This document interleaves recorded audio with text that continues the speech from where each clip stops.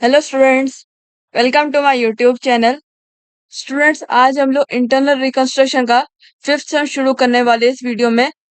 इसके पहले मैंने टिल 4 क्वेश्चंस तक मैंने इंटरनल रिकंस्ट्रक्शन के मॉडल से रिलेटेड 4 क्वेश्चंस तक के प्रैक्टिकल सम और उसके सॉल्यूशन की वीडियो मैंने अपने चैनल पे अपलोड कर दिए।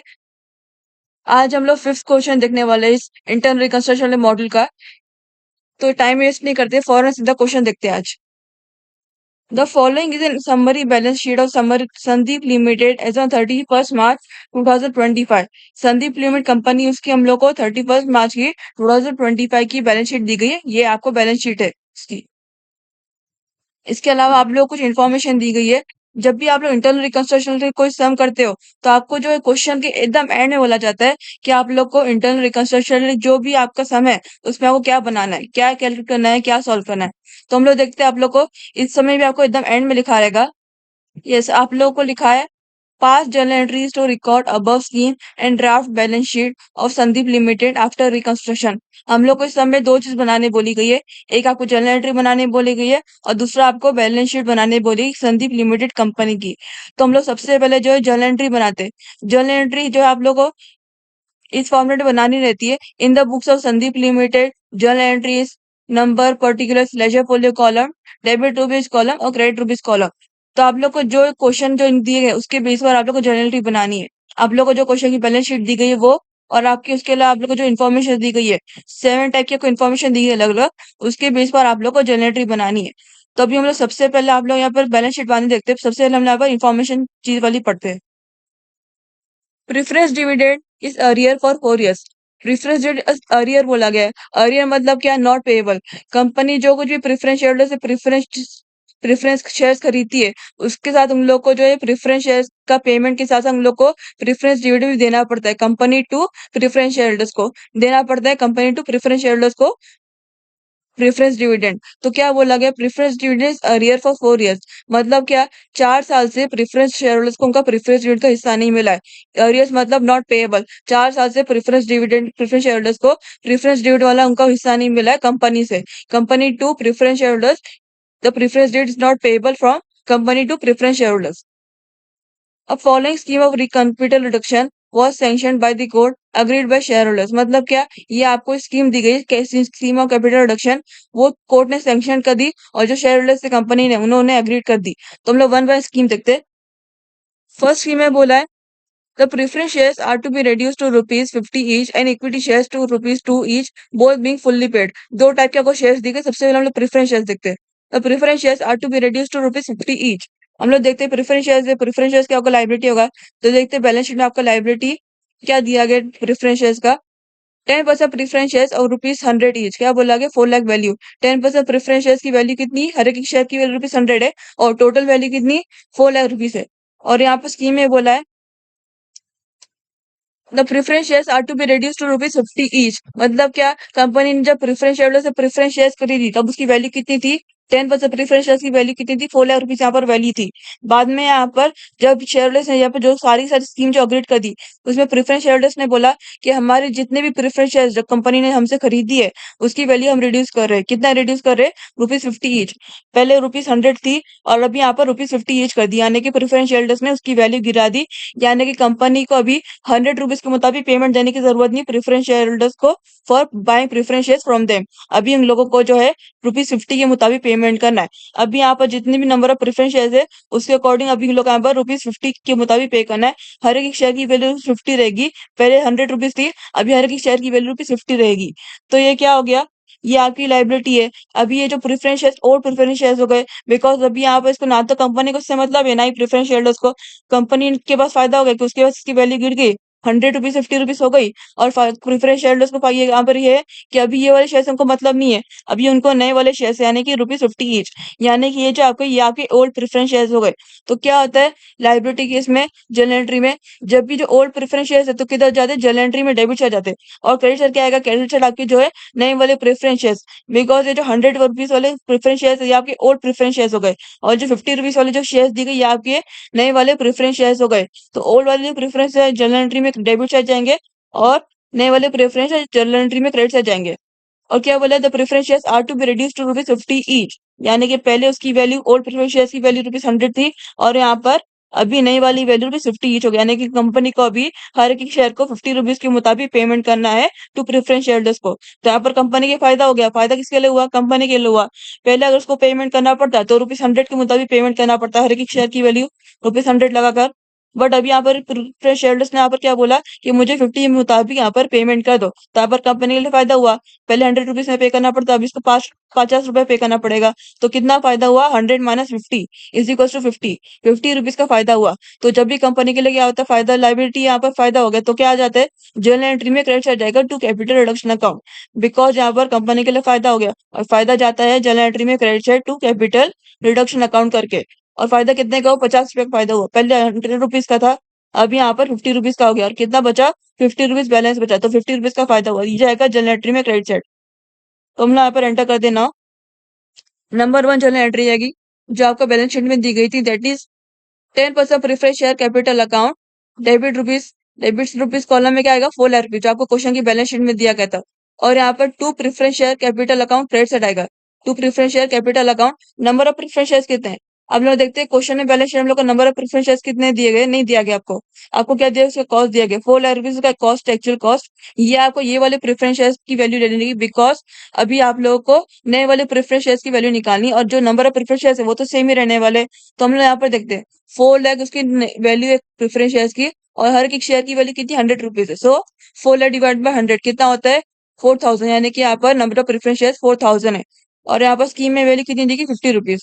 सो यहाँ पर आएगा क्रेडिट साइड में to 10% preference share capital account 4000 preference share into ₹50 कितना होता है? 2 लाख रुपीज। तो क्रेडिट अमाउंट कॉलम में कितना? 2 लाख रुपीज यहाँ पर आएगा।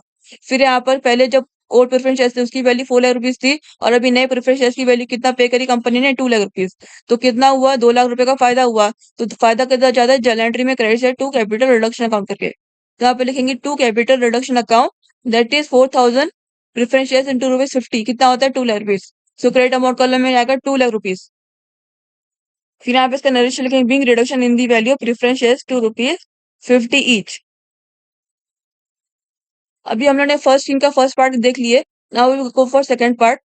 Equity shares ₹2 each, both being fully paid. पहले हम लोग को जो प्रेफरेंस शेयर्स का बोला गया, जैसे हम लोग को यहाँ पर इक्विटी शेयर्स का भी बोला गया। इक्विटी शेयर्स जो है, नए वाले इक्विटी शेयर्स की वैल्यू कितनी हो गई? ₹2। देखते हैं लाइबिलिटी भी, फिर इक्विटी शेयर्स तो क्या आएगा? बैलेंस शीट में बोला गया इक्विटी शेयर है ₹10 ईच, कितना वैल्यू दी गई है? 10 लाख रुपीज की वैल्यू दी गई है। और यहाँ पर स्कीम में बोला गया equity share ₹2 each, both being fully paid, यानी कि अभी जैसे प्रेफरेंस शेयर की वैल्यू रिड्यूस कर दी गई, वैसे इक्विटी शेयर की वैल्यू रिड्यूस कर दी। कितना? ₹2 से वैल्यू रिड्यूस कर दी। पहले उसकी एक्चुअल वैल्यू कितनी थी? जब कंपनी ने इक्विटी शेयर से इक्विटी शेयर खरीदी तो कितने रुपए में खरीदी? 10 रुपए में खरीदी, लेकिन उनका लाइबिलिटी भी था, बिकॉज अब तक उनका 10 लाख रुपए का उन्होंने पेमेंट नहीं की इक्विटी शेयरहोल्डर्स को for buying equity share from them. तो कितना? 10 लाख रुपए का अब तक उन्होंने पेमेंट नहीं की, लेकिन अभी जब पेमेंट करने का होता है तो क्या हुआ? इक्विटी शेयरहोल्डर्स यहाँ पर बोल दिए कि अभी तुम यहाँ पर 10 रुपए के मुताबिक पेमेंट मत करो। जो उसकी एक्चुअल वैल्यू 10 रुपीज उसकी फेस वैल्यू थी, तो फेस वैल्यू की और 10 रुपीज के मुताबिक पेमेंट मत करो। अभी हम लोग उसकी वैल्यू गिरा देते, कितना? 2 रुपए के मुताबिक तुम हमको उसका पेमेंट दो। 2 रुपए के मुताबिक पेमेंट दो, क्या हुआ? कंपनी का फायदा हो गया। अभी यहाँ पर जो है, और इक्विटी शेयर की एक्चुअल वैल्यू कितनी थी? 10 रुपीज, और यहाँ पर कितना? 10 लाख रुपीज की वैल्यू थी। तो यहाँ पर कंपनी के जो ओल्ड इक्विटी शेयर हो गए, बिकॉज अभी यहाँ पर ये वाली इक्विटी शेयर से ना तो कंपनी को मतलब है, ना इक्विटी शेयरहोल्डर्स को। इक्विटी शेयर्स को मतलब नहीं कि उसको इसके मुताबिक पेमेंट नहीं चाहिए अभी इसने वैल्यू गिरा दिया है। और कंपनी को यहाँ पर इससे मतलब नहीं, बिकॉज अभी वो नए वाले इक्विटी शेयर के मुताबिक पेमेंट करेगा, जो प्रीफरेंस शेयरहोल्डर्स ने यहाँ पर कंडीशन, इक्विटी शेयरहोल्डर्स ने यहाँ पर कंडीशन रखी उसके लिए। तो ये वाला जो ओल्ड इक्विटी शेयर है तो किधर जाएगा? जर्नल एंट्री में डेबिट साइड जाएगा, that is number of shares कितने? Equity shares 10 lakh divide by 10 करेंगे तो कितना मिलेगा हम लोग को? 1 लाख, यानी कि नंबर इक्विटी शेयर्स 1 लाख यहाँ पर है। और यहाँ पर कितना बोला गया? 10 इक्विटी शेयर्स ₹10 ईच, कितना? 10 रुपीज दे, तो ये आपका डेबिट साइड है, बिकॉज ये आपके ओल्ड इक्विटी शेयर्स हो गए। तो ओल्ड इक्विटी शेयर्स कहाँ पर जाएंगे? जर्नल एंट्री में डेबिट साइड। और ये जो स्कीम में बोला गया, ये आपकी वैल्यू जो निकलेगी ये आपके नए वाले इक्विटी शेयर्स, यानी कि कंपनी ने अभी इक्विटी शेयरहोल्डर्स को इतने का पेमेंट करी, कितना? 2 रुपए बोला गया, इक्विटी शेयर्स ₹2 ईच। और यहाँ पर नंबर ऑफ इक्विटी शेयर्स कितने मिले? 1 लाख। सो 1 लाख इंटू टू कितना? 2 लाख रुपीज, यानी कि इक्विटी शेयरहोल्डर्स को कंपनी ने 2 लाख रुपए का पेमेंट की for buying equity shares from them. और यहाँ पर कितने का फायदा हुआ? 10 लाख उसकी एक्चुअल वैल्यू थी और यहाँ पर 2 लाख रुपए कंपनी ने पे की, तो कितना फायदा हुआ? 8 लाख रुपए का फायदा हुआ। किसको फायदा हुआ? कंपनी को फायदा हुआ। अगर उसको पहले पे करना पड़ता तो उसको 10 लाख रुपए पे करना पड़ता, लेकिन अब यहाँ पर जब इक्विटी शेयर्स यहाँ पर मान गई तो यहाँ पर कितना 2 लाख रुपए के मुताबिक उनको उनका पेमेंट कर दी, तो कितने का फायदा हुआ? 8 लाख रुपए का। और फायदा किधर जाता है? जनरल एंट्री में क्रेडिट साइड। सो यहाँ पर क्या लिखेंगे? To capital reduction account. Journal entry में credit side to capital reduction कर जाता है। सो यहाँ पर लिखेंगे टू कैपिटल रिडक्शन अकाउंट। कितना यहाँ पर नंबर ऑफ शेयर है? 1 लाख नंबर ऑफ शेयर है। और बीच में डिफरेंस कितना है? फेस वैल्यू यहाँ पर 10 रुपीज है और रिड्यूस वैल्यू वैल्यू कितनी? 2 रुपीज। 10 - 2 इज इक्वल टू कितना? 8। क्या आएगा? 1 lakh equity share into rupees 8, कितना? 8 लाख रुपीज। तो यहाँ पर इसका एंटर करते हैं जनरल एंट्री में, that is general entry number 2 आएगा equity share capital account 1 lakh equity share into rupees 100 each. Debit side आएगा, डेबिट अमाउंट कॉलम में कितना आएगा? 10 लाख रुपीज, जो आपको बैलेंस शीट में दिए क्वेश्चन की। फिर अभी नए वाले इक्विटी शेयर की वैल्यू डालेंगे जो आपको स्कीम में दी गई थी उसका। To equity share capital account that is 1 lakh equity share into rupees 2 each, क्योंकि टू वैल्यू से रिड्यूस कर दी गई से, तो कितना हुआ? 1 lakh into 2 is equal to 2 lakh rupees. So credit amount column में आएगा 2 लाख रुपीज। फिर फायदा कितना है? वो कहो 8 लाख रुपए का फायदा हुआ यहाँ पर कंपनी को। कंपनी को यहाँ पर लाइबिलिटी थी, लाइबिलिटी जब भी घटती है तो क्या होता है? कंपनी को यहाँ पर फायदा हो जाता है। तो किधर आ जाता है? वो जनरल एंट्री में credit side to capital reduction account में जाता है। तो क्या लिखेंगे? To capital reduction account that is 1 lakh into rupees 8 is equal to 8 lakh rupees, जो क्रेडिट अमाउंट कॉलम में आएगा 8 लाख रुपीज। फिर आप इसका नरेशन लिखेंगे being reduction in the value of equity shares to rupees 2 each. अभी हम लोगों ने यहाँ पर फर्स्ट स्कीम पूरी देख ली, now will go for second scheme.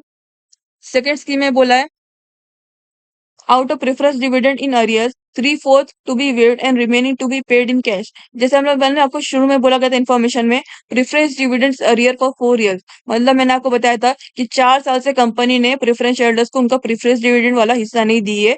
Company to preference shareholders को प्रेफरेंस डिविडेंड का हिस्सा नहीं मिला है प्रेफरेंस शेयरहोल्डर्स को।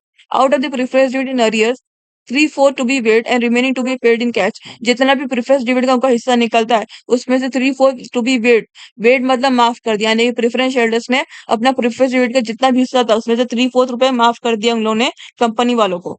And remaining to be paid in cash, और जो बचाव था 3/4, वहां पर उसमें बचाव कितना निकला? 1/4। तो 1/4 जो है उसका पेमेंट चाहिए प्रेफरेंस शेयरहोल्डर्स को, पे कैश के फॉर्म में पेमेंट चाहिए। तो सबसे पहले हम यहाँ पर प्रेफरेंस डिविडेंड निकालेंगे। देखते हैं हम लोग क्वेश्चन में कि प्रेफरेंस शेयरहोल्डर्स की वैल्यू कितनी है। क्या बोला है क्वेश्चन में?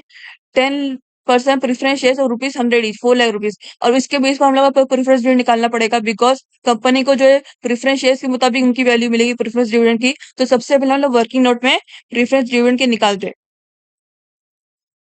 तो यहाँ पर वर्किंग नोट में यहाँ पर देखते हैं, वर्किंग नोट नंबर 1 आएगा that is calculation of preference dividend. हम लोग प्रेफरेंस डिविडेंड निकाल रहे हैं, तो प्रेफरेंस डिविडेंड आपको किस मेथड से कैलकुलेट करते हैं? Preference dividend is equal to value of preference shares into rate of preference shares into number of years for arrears. मतलब क्या? जो आपको क्वेश्चन में बैलेंस शीट में आपको प्रेफरेंस शेयर्स की वैल्यू दी जाएगी वो, और रेट ऑफ प्रेफरेंस शेयर्स। अभी यहाँ पर आपको क्वेश्चन में क्या बोला गया? 10% प्रेफरेंस शेयर्स, तो रेट ऑफ प्रेफरेंस शेयर्स क्या हुआ? 10%, वो आपका रेट ऑफ प्रेफरेंस शेयर्स है। Into number of years for arrears, जो आपको इन्फॉर्मेशन दी जाएगी 1 ईयर दिया जाएगा, 2 ईयर दिया जाएगा, अ ईयर बोला जाएगा, तो वो आपका number of years for arrears रहेगा, यानी कि इतने साल से उनको प्रेफरेंस डिविडेंड का पेमेंट नहीं मिला है प्रेफरेंस शेयरहोल्डर्स को। तो हम लोग सबसे पहले देखते हैं वैल्यू प्रेफरेंस शेयर्स यहाँ पर कितनी रहेगी। बैलेंस शीट आपको कितनी दी गई है? Value preference shares 10% preference shares rupees 100 ही, कितना दिया गया? 4 लाख रुपीज। तो आपको वैल्यू ऑफ प्रेफरेंस शेयर्स कितनी है? 4 lakh rupees. Value of preference shares equal to rupees 4 lakh. फिर रेट ऑफ प्रेफरेंस शेयर्स 10% बोला है आपको, सो यहाँ पर आएगा 10%। क्वेश्चन में आपको 10% दिया है, so rate of preference shares is equal to 10%। Number of years for arrears 4 साल, 4 साल बोलेगा आपको, तो यहाँ पर 4 ईयर्स आएगा। अभी हम लोग यहाँ पर तीनों मिल गए यहाँ पर इसकी वैल्यू, तो हम लोग यहाँ पर प्रेफरेंस डिविडेंड निकालते हैं, उसकी वैल्यू पुट ऑन करते हैं। So preference dividend is equal to 4 lakh into 10% into 4 is equal to कितना? 1,60,000 रुपीज आपको मिलेगा। 1,60,000 क्या हुआ? आपका प्रेफरेंस डिविडेंड का हिस्सा, यानी कि प्रेफरेंस शेयरहोल्डर्स को सारे के साथ जितने प्रेफरेंस शेयरहोल्डर्स है उनको 4 साल के मुताबिक 1,60,000 मिलना चाहिए प्रेफरेंस डिविडेंड अमाउंट। और यहाँ पर स्कीम में बोला गया है out of preference dividend in arrears 3/4 to be waived and remaining to be paid in cash, यानी कि 3/4 तुम लोगों ने माफ कर दी। प्रेफरेंस शेयरहोल्डर्स ने जितना भी प्रेफरेंस डिविडेंड उनका हिस्सा निकलता था उसमें से 3/4 माफ कर दिया, और जो बचा हुआ है उनको कैश के फॉर्म में चाहिए from company to preference shareholders as a preference dividend amount. तो हम लोग यहाँ पर वेट का अमाउंट निकालेंगे और पे करना है वो वाला अमाउंट भी निकालेंगे। तो वेट कितना हुआ यहाँ पर? 3/4 बोला गया है, तो क्या आएगा दैट इज, और यहाँ पर प्रिफरेंस रेट का अमाउंट कितना था 1,60,000। सो 1,60,000 into 3/4, because total preference rate का हिस्सा जितना हिस्सा निकलता है, सो 1,60,000 इंटू 3/4 कितना मिलेगा दैट इज ₹1,20,000 मिलेगा, यानी कि 1,20,000 रुपए हम लोगों ने वेट कर दिए। प्रेफरेंस शेयरहोल्डर्स ने अपना 1,20,000 प्रेफरेंस डिविडेंड का अमाउंट यहाँ पर वेट कर दी, कंपनी को माफ कर दी। और कितना बचा अभी? पेमेंट इन कैश आएगा, पेमेंट इन कैश, बिकॉज उसने क्या बोला कि यहाँ पर जितना बचा जो है उनको कैश के फॉर्म में पेमेंट चाहिए उसका। तो कितना टोटल प्रेफरेंस डिविडेंड कितने थे? 1,60,000 रुपीज। और यहाँ पर वेव वाला अमाउंट कितना है? 1,20,000। तो 1,60,000 में से 1,20,000 हम लोगों ने वेव कर दिए प्रेफरेंस शेयरहोल्डर्स ने, तो कितना बचा? 40,000। यानी कि अभी 40,000 का पेमेंट करना है from company to preference shareholders as a preference dividend amount. तो 40,000 का उनको पेमेंट चाहिए। तो ये क्या होगा, अभी कंपनी को यहाँ पर जो है पेमेंट करना है, और क्या होता है जब भी कंपनी को पैसा देना ही पड़ता है तो कंपनी के लिए लॉस ही होता है। तो लॉस कहाँ जाता है? जनरल एंट्री में डेबिट से जाता है कैपिटल रिडक्शन अकाउंट करके। फिर आएगा to bank account, credit side आएगा to bank account, because credit what goes out, credit what goes out, तो यहाँ पर क्या आएगा बैंक अकाउंट कहाँ पे? क्रेडिट साइड आएगा टू बैंक अकाउंट। फिर इसका यहाँ पर जर्नल एंट्री डालते हैं, जर्नल एंट्री में that is journal entry number 3 आएगी capital reduction account debit side. कितना बोला था हम लोग को मिला था पेमेंट इन कैश का अमाउंट वर्किंग नोट में 40,000 rupees, so debit amount column में आएगा 40,000 रुपीज। फिर to bank account credit what goes out, because यहाँ पर कंपनी तरफ से क्या गया? पैसा गया, कंपनी ने पेमेंट कर दी, सो यहाँ पर to bank account credit side आएगा। कितना? Same amount 40,000 rupees credit amount column में आएगा। फिर इसका नरेशन के being arrears of preference dividend paid. अभी यहाँ पर आपकी दो स्कीम हो गई, now will go for third scheme. The debenture holders to take over plant and machinery at rupees 6,50,000 in part satisfaction of their claim। अभी हम लोग देखते हैं डेबेंचर की वैल्यू कितनी। डेबेंचर आपका लाइबिलिटी है, डेबेंचर क्या बोला गया? 12% debenture is equal to 7,50,000 rupees. यहाँ पर स्कीम में बोला गया डेबेंचर होल्डर जो है, जो कंपनी जिस भी डेबेंचर से जो डेबेंचर खरीदी है, तो क्या to take over plant and machinery rupees 6,50,000 in part satisfaction of the claim. अभी कंपनी ने डेबेंचर होल्डर से डेबेंचर खरीदी, तो कंपनी को उसका पेमेंट करने का वक्त आ गया है। तो क्या बोला गया है? जितना भी उनका पेमेंट निकलता है, उनका पेमेंट कितना निकलता है? 7,50,000 रुपीज कंपनी को पे करना है टू डेबेंचर होल्डर को for buying debenture from them. तो क्या है उसमें से प्लांट एंड मशीनरी हम लोग ले लेंगे, कितना? 6,50,000 रुपीज में प्लांट एंड मशीनरी हम लोग ले लेंगे।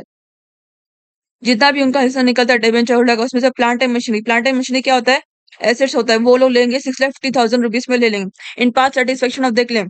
यानी कि प्लांट एंड मशीनरी हम लोग इतना हिस्सा ले लेंगे, इन पार्ट सेटिस्फेक्शन बोला गया, यानी कि जितना भी अमाउंट निकलता है उसमें से प्लांट एंड मशीनरी हम लोग 6,50,000 रुपीज का ले लेंगे। The remaining claim should be converted into 14% debenture. यानी कि प्लांट एंड मशीनरी को छोड़कर जितना भी क्लेम उनका बाकी है, कितना बाकी होगा उनका? 7,50,000 रुपीज उनका टोटल अमाउंट है जो कंपनी को पे करना है उनको, और उन लोगों ने 6,50,000 रुपीज का प्लांट एंड मशीनरी ले लिए, तो बचा कितना यहाँ पर? 1,00,000 रुपीज। तो 1,00,000 रुपीज उनको 14% डिबेंचर के फॉर्म में चाहिए। डिबेंचर होल्डर को 14% डिबेंचर के फॉर्म में उनका पेमेंट चाहिए फ्रॉम कंपनी। तो हम लोग देखते हैं प्लांट एंड मशीनरी वैल्यू कितनी है, हम लोग जरूरी है, because plant and machinery assets है, तो कंपनी जो प्लांट एंड मशीनरी उसकी वैल्यू कितनी है? बराबर 6,50,000 है, या फिर उससे ज्यादा या फिर उससे कम, वो भी हम लोग को देखना पड़ेगा for entering in journal entry. तो देखते हैं प्लांट एंड मशीनरी का वैल्यू दिया गया एसेट से plant and machinery, so plant and machinery कितना? 6,00,000 रुपीज यहाँ पर दिया गया प्लांट एंड मशीनरी। यहाँ पर देख सकते हो डेबेंचर होल्डर ने क्या बोले? To debenture holder take over plant and machinery rupees 6,50,000, यानी कि वो प्लांट एंड मशीनरी खरीदा है कितना? 6,50,000 रुपीज में वो प्लांट एंड मशीनरी खरीदा है, जबकि प्लांट एंड मशीनरी की वैल्यू कम है, 6,00,000 रुपीज है। तो यहाँ पर क्या हुआ? कंपनी का फायदा हो गया, कंपनी बोलेगी मेरे यहाँ पर जो प्लांट एंड मशीनरी की वैल्यू 6,00,000 रुपीज है, तुम क्या बोलेगा यहाँ पर डेवेंचर होल्डर? ठीक है चलो 50,000 रुपीज तुम यहाँ पर तुमको एक्स्ट्रा दे देता हूँ। तो क्या हो गया? कंपनी के यहाँ पर पैसा आ गया। तो क्या होता है जब भी कंपनी पैसा आ जाए तो किधर आता है? कंपनी के जब भी पैसा आता है प्रॉफिट हो गया यहाँ पर कंपनी को। कंपनी के पास जो प्लांट है मशीन उसकी वैल्यू 6,00,000 रुपीज है, और उसको मिल रहा है डेवेंचर होल्डर से 6,50,000 रुपीज यहाँ पर उसको मिल रहा है प्लांट है मशीनरी के साथ साथ। तो यहाँ पर कंपनी का फायदा हो गया। फायदा कैसे जाता है? क्रेडिट से जाता है कैपिटल रिडक्शन करके, बिकॉज जब भी प्रॉफिट होता है तो क्या होता है? कैपिटल रिडक्शन प्रॉफिट होता है, तो क्रेडिट से आता है जर्नल एंट्री में। और जो रिमेनिंग क्लेम जो है इसको 14% डिबेंचर के फॉर्म में पेमेंट चाहिए डिबेंचर होल्डर को फ्रॉम कंपनी। कितना बचा? 1,00,000 रुपीज। सो हम लोग देखते हैं यहाँ पर 12% डिबेंचर की वैल्यू कितनी है? 12% डिबेंचर की वैल्यू 7,50,000 रुपीज है, और प्लांट एंड मशीनरी जा रहा है 6,50,000 रुपीज में। टोटल प्लांटेशन में मिला के अभी प्रॉफिट भी जो कंपनी यहाँ पर गेन करेगी। तो और जो बचा हिस्सा है वो 14% डिबेंचर की फॉर्म में चाहिए डिबेंचर होल्डर को। तो कितना? 1,00,000 रुपीज यहाँ पर डिबेंचर होल्डर को चाहिए 14% डिबेंचर की फॉर्म में। बचा कितना? Because 7,50,000 minus 6,50,000 is equal to 1,00,000 rupees. So 40% debenture के फॉर्म में उनको 1,00,000 रुपीज का पेमेंट चाहिए from company to debenture holder. और ये जो आपका देख सकते हैं, ये आपकी जो है डिबेंचर ओल्ड हो गया। अभी नया डिबेंचर कौन सा आया, 14% डिबेंचर आया। लेकिन अभी ये वाला डिबेंचर ओल्ड हो गया। इस पर तो यहाँ पर सारे के सारे कंडीशन अप्लाई कर दिए। डिबेंचर होल्डर ने प्लांट मशीनरी खरीदा, फिर उसने 40% डिबेंचर फॉर्म में अपना पेमेंट मांगा। ये डिबेंचर तो ओल्ड हो गया, ना तो उसको कंपनी से मतलब है अभी इस वाले डिबेंचर को, और ना ही डिबेंचर होल्डर को। तो ये किधर जाता है, जर्नल एंट्री में डेबिट से जाएगा। कितना, 7,50,000 रुपीज यहाँ पर आएगा। क्रेडिट साइड में क्या आएगा, क्रेडिट साइड में आएगा सबसे पहले प्लांट एंड मशीनरी। और प्लांट एंड मशीनरी बिकॉज यहाँ पर कंपनी की तरफ से प्लांट एंड मशीनरी जा रहा है, यानी कि रिटर्न ऑफ हो रहा है, एक तरफ से रिटर्न ऑफ हो रहा जा रहा है मतलब। तो क्या होता है, ऐसे जब भी रिटर्न ऑफ होता है या फिर जाता है घटता है तो किधर जाता है, जनरल एंट्री में क्रेडिट साइड। और इसकी वैल्यू कितनी है, 6,00,000 रुपीज। 6,00,000 रुपीज इसकी वैल्यू है। तो 6,00,000 रुपीज के मुताबिक ये अपने प्लांट एंड मशीनरी कंपनी की तरफ से जा रहा है टू डिबेंचर होल्डर।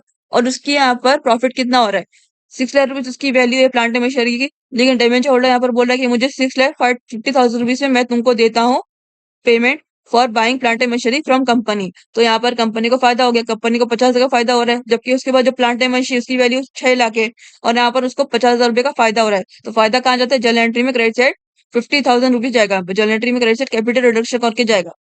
और जो बचा हुआ जो है 1 लाख रुपया, वो किधर जाएगा, 40% डिबेंचर, यानी कि कंपनी को जो है 40% डिबेंचर के फॉर्म में यहाँ पर उसको पेमेंट करना है, बचा हुआ जो है दैट इज 1 लाख रुपए से बचा हुआ है। तो यहाँ पर एंटर करेंगे जनरल एंट्री में, that is general entry number 4 आएगा। 12% डिबेंचर अकाउंट, कितने तक को बैलेंस शीट में आपको उसकी वैल्यू दी गई थी, 7,50,000 रुपीज। तो वो डेबिट अमाउंट कॉलम में कितना, 7,50,000 रुपीज यहाँ पर डेबिट अमाउंट कॉलम में आएगा। फिर to plant machinery, balance sheet में प्लांट मशीनरी वैल्यू कितनी दी गई, 6 लाख रुपीज यहाँ पर वैल्यू दी गई है। और डिबेंचर होल्डर ने क्या बोला कि मैं तुमको यहाँ पर 6,50,000 रुपए देता हूँ, तुम मुझे अपना प्लांट मशीनरी भी दे दो। और कंपनी जब बोली कि मेरे पास जो प्लांट मशीनरी है वो 6 लाख रुपए की है, तो यहाँ पर डिबेंचर होल्डर बोली कि मैं तुमको पूरा पेमेंट कर रहा हूँ, 50,000 रुपए मैं तुमको दे रहा हूँ यहाँ पर, यानी कि तुम मुझे पूरा प्लांट मशीनरी इतने इसमें दो। तो कंपनी को यहाँ पर जो है प्लांट मशीन ऐसे चला गया, तो इसलिए क्या हुआ, ये क्रेडिट हो गया। ऐसे जब क्या, तो जब भी जाता है रिटर्न ऑफ होता है डेप्रिशिएट हो, तो क्या जाता है, जनरल एंट्री में क्रेडिट से जाता है।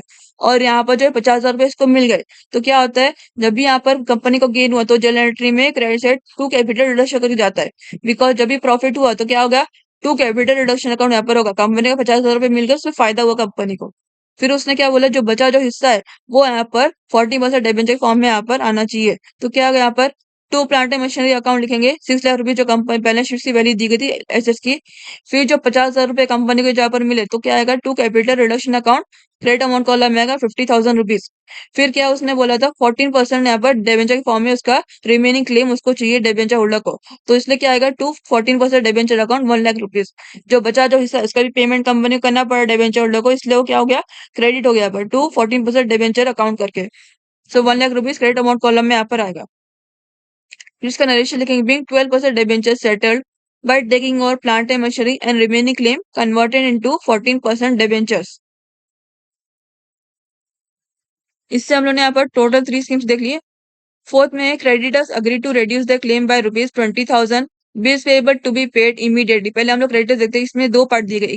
क्रेडिटर्स का दिया गया, बिल्स पेबल। सबसे पहले हम लोग क्रेडिटर देखते हैं। Creditors agree to reduce the claim by rupees 20,000। Creditor आपकी लाइबिलिटी है, तो कितना हो उसका अमाउंट है, sundry creditor is equal to 1,40,000 amount, यानी कि कंपनी को सन्ड्री क्रेडिटर को 1,40,000 का अमाउंट पे करना है। लेकिन यहाँ पर क्रेडिटर मान गया, creditor agree to reduce the claim by rupees 20,000, यानी कि अभी क्रेडिटर ने बोला कि अभी यहाँ पर मैं अपना क्लेम रिड्यूस कर रहा हूँ, कितना, मुझे अभी 20,000 रुपए चाहिए। मुझे यहाँ पर तुमसे 1,40,000 नहीं चाहिए, बल्कि मुझे यहाँ पर 20,000 तुमसे चाहिए फ्रॉम कंपनी टू क्रेडिटर। तो ये क्या हो गया, कंपनी यहाँ पर फायदा हो गया। कंपनी का बस को पूरा 1,40,000 रुपीज पेमेंट नहीं करनी जरूरत पड़ी, इसको यहाँ पर ओनली 20,000 का पेमेंट करना है क्रेडिटर को। तो क्या होता है, फायदा किधर जाता है, कैपिटल रिडक्शन अकाउंट में जाता है क्रेडिट साइड में। और किसकी बात हो रही है, बिल क्रेडिटर्स की बात हो रही है। तो आएगी जनरल एंट्री नंबर 5 लिखेंगे, क्रेडिटर्स अकाउंट डेबिट साइड। कितना क्लेम बोला गया था, 20,000 रुपीज का, और उसमें बाय बोला गया तो डायरेक्ट अमाउंट दिया गया, तो हम यहाँ पर डायरेक्ट अमाउंट ही मेंशन करेंगे। बिकॉज यहाँ पर वगैरह कुछ नहीं बोला गया है, पर नहीं बोला गया, और यहाँ पर डायरेक्ट आपको अमाउंट मेंशन किया, तो इसलिए यहाँ पर डायरेक्ट अमाउंट मेंशन करेंगे। उसको 20,000 रुपए उसका पेमेंट चाहिए क्रेडिटर को from company for buying raw material etcetera, सब उसके लिए। तो क्रेडिटर अकाउंट डेबिट साइड आएगा, डेबिट अमाउंट कॉलम में आएगा 20,000 रुपीज। फिर क्या हुआ, कंपनी को प्रॉफिट हो गया, कंपनी को 1,40,000 पे करने की जरूरत नहीं पड़ी, इसको ओनली 20,000 पे करना पड़ा। तो क्या होगा, क्रेडिट साइड में आएगा टू कैपिटल रिडक्शन करके। जब भी कंपनी को प्रॉफिट होता है ना, तो जनरल एंट्री में credit side to capital reduction करके लिखते हैं। तो लिखते हैं to capital reduction account, credit amount column में लिखेंगे 20,000 रुपीज। फिर यहाँ पे इसका नरेशन लिखेंगे, being creditors reduce the claim by rupees 20,000। इस स्कीम में आगे बोला गया है, and bills payable to be paid immediately. जब भी आप लोग ऑलवेज में, जब भी आप लोग इमीडिएटली लिखा जाता है ना, इमीडिएटली, एंटायरली, इस सब का मतलब कैश, यानी कि कंपनी को यहाँ पर फौरन पे करना पड़ा। फौरन किस फॉर्म में पे कर सकती है वो, कैश के फॉर्म या बैंक के फॉर्म में पे कर सकती है। तो यहाँ पर जो है आप लोग को इमीडिएटली का मतलब यहाँ पर कैश और बैंक ही हो सकता है, whichever the question related to internal reconstruction. आप लोग को यहाँ पर जर्नल एंट्री में कैश या बैंक ही अमाउंट डालना पड़ेगा जर्नल एंट्री में। तो क्या हुआ, bills payable to be paid immediately, company तरफ से यहाँ पर पैसा चला गया। क्या हो गया, क्रेडिट व्हाट गोस आउट, क्या हो गया, पैसा चला गया। तो टू बैंक अकाउंट कहाँ पर जाएगा, क्रेडिट साइड में आएगा जर्नल एंट्री में। और किसी बात हो रही है बिल्स पेबल की, तो क्या आ जाएगा, बिल्स पेबल आपका डेबिट साइड जाएगा जर्नल एंट्री में। और बिल्स पेबल का अमाउंट कितना है, 35,000। बिल्स पेबल आपकी लाइबिलिटी है, इसका 35,000 उसका अमाउंट है। 35,000 उसने फौरन पे कर दी कंपनी ने दूसरे पार्टी को। दैट इज एंट्री नंबर 6 आएगी, bills payable account debit side. Debit amount column में 35,000 आएगा, यानी कि 35,000 पूरा का पूरा पेमेंट कर दी कंपनी ने बिल्स पेबल के तौर पर। फिर क्या जगह, यहाँ से पैसा गया, कंपनी ने इमीडिएटली पेमेंट कर दी, तो क्या हो गया, कंपनी तरफ से पैसा चला गया। क्रेडिट व्हाट गोज आउट, सो यहाँ पर टू बैंक अकाउंट यहाँ पर आएगा, क्रेडिट साइड में आएगा to bank account, credit amount column में 35,000 रुपीज यहाँ पर आएगा। फिर इसका नरेशन लिखेंगे, बिंग बिल्स पेबल पेड। इससे आप लोग टोटल 4 स्कीम हो गई। फिफ्थ है, goodwill, patents, profit and loss account, share issue expenses are to be written off entirely. ये चार देख सकते हो आप, चारों के चारों जो आपके एसेट्स है, और अभी इंटेंजिबल फिक्टिशियस एसेट्स है, goodwill, patents, profit and loss account, share issue expenses, are to be written off entirely बोला गया है। ऑलवेज रिमेंबर, जब भी आप लोग एसेट्स को क्या होता है, एसेट्स नॉर्मली डेबिट बैलेंस होते हैं, जब उसकी वैल्यू बढ़ती है तो डेबिट होती है, लेकिन जब घटती है, रिटर्न ऑफ होती है, तो क्या होती है, क्रेडिट होती है। जैसे मैंने आपको स्कीम नंबर 3 में बताया था, प्लांट एंड मशीनरी को लेकर। तो यहाँ पर देख सकते हैं रिटर्न ऑफ एंटायरली बोला गया है। जब रिटर्न ऑफ होता है एसेट्स, तो क्या जाता है, क्रेडिट होता है, जनरल एंट्री में क्रेडिट साइड आएगा, उसको बैलेंस यहाँ पर क्रेडिट बैलेंस हो जाएंगे। तो हम लोग यहाँ पर देखते हैं ये चारों के चारों एसेट्स की वैल्यू कितनी दी बैलेंस शीट में। एसेट्स में गुडविल की वैल्यू 25,000 दी गई, पेटेंट्स 15,000, फर्नीचर 35,000 दिया गया। सॉरी, फर्नीचर नहीं आएगा। Profit and loss account 8,20,000 rupees दिया गया, शेयर इशू एक्सपेंस 45,000। ये चारों के चारों एसेट्स पूरी तरह से एंटायरली रिटर्न ऑफ हो चुके हैं यहाँ से, यानी कि यहाँ से पूरी तरह से जा चुके हैं। तो एसेट क्या होता है, जब भी एसेट जाता है या उसकी वैल्यू घटती है, तो क्या होता है, जनरल एंट्री में क्रेडिट हो जाता है। और डेबिट क्या होता है, कैपिटल रिडक्शन अकाउंट। बिकॉज यहाँ पर कंपनी का तो लॉस हुआ, चाहे सब सारे के सारे एसेट्स उसके पास से चले गए, तो क्या हुआ, कंपनी को लॉस हुआ। तो लॉस क्या यहाँ पर आता है, जनरल एंट्री में डेबिट साइड कैपिटल रिडक्शन करके आता है जनरल एंट्री में। So will enter that general entry number 7, capital reduction account debit side. Because इस सारे के सारे ऐसे चले गए, तो क्या हो गया, कंपनी यहाँ पर लॉस हो गया। तो लॉस किधर आता है, जनरल एंट्री में डेबिट साइड कैपिटल रिडक्शन करके आता है। फिर कौन से ऐसे यहाँ पर गए थे, गुडविल गया था, पेटेंट्स गया था, share profit and loss account, share expenses, सारे के सारे ऐसे जो आपके रिटर्न ऑफ हो जाएंगे। और ऐसे जब भी रिटर्न ऑफ होते हैं, फिर डिप्रिशिएट होता है, तो वो क्या होता है, जनरल एंट्री में क्रेडिट साइड आ जाता है। सो अगर टू गुडविल अकाउंट, और अमाउंट कितना था बैलेंस शीट में, 25,000, तो क्रेडिट अमाउंट कॉलम में 25,000 रुपीज आएगा। फिर आएगा टू पेटेंट्स अकाउंट, ये भी क्रेडिट आएगा, और उसका अमाउंट क्या है, क्रेडिट अमाउंट कॉलम में 15,000 रुपीज यहाँ पर आएगा। फिर to profit and loss account, उसका अमाउंट क्रेडिट अमाउंट कॉलम में आएगा 8,20,000, जो आपको बैलेंस शीट में दी गई सारे के सारे एसेट्स के अमाउंट। फिर आता है last to share issue expenses amount account, और अमाउंट कितना है, 45,000, सो क्रेडिट अमाउंट कॉलम में 45,000 अमाउंट आएगा। फिर ये चारों के चारों एसेट्स के अमाउंट यहाँ पर टोटल करते हैं हम लोग। फिर इसका जो यहाँ पर टोटल अमाउंट निकलेगा, वो हम लोग कैपिटल रिडक्शन में डेबिट साइड मिलेगी, यानी कि कंपनी को इससे मालूम पड़ेगा कि इतने सारे सारे एसेट जो यहाँ पर उसके पास से चले गए, उसके बाद उसको इतने का लॉस हुआ अमाउंट का। गुडविल का 25,000 था, प्लांट पेटेंट्स का 15,000, प्रॉफिट एंड लॉस अकाउंट का 8,20,000, शेयर इशू एक्सपेंस का 45,000। ये चारों के सारे एसेट्स को टोटल करें, तो आप लोग का अमाउंट मिलेगा 9,05,000, यानी कि कंपनी को यहाँ पर 9,05,000 रुपीज का यहाँ पर कंपनी को लॉस हुआ, सारे के सारे एसेट्स के रिटर्न ऑफ होने पर। So credit debit amount column में आएगा कैपिटल रिडक्शन करके, दैट इज 9,05,000 रुपीज। फिर इसका नरेशन के being various assets return of.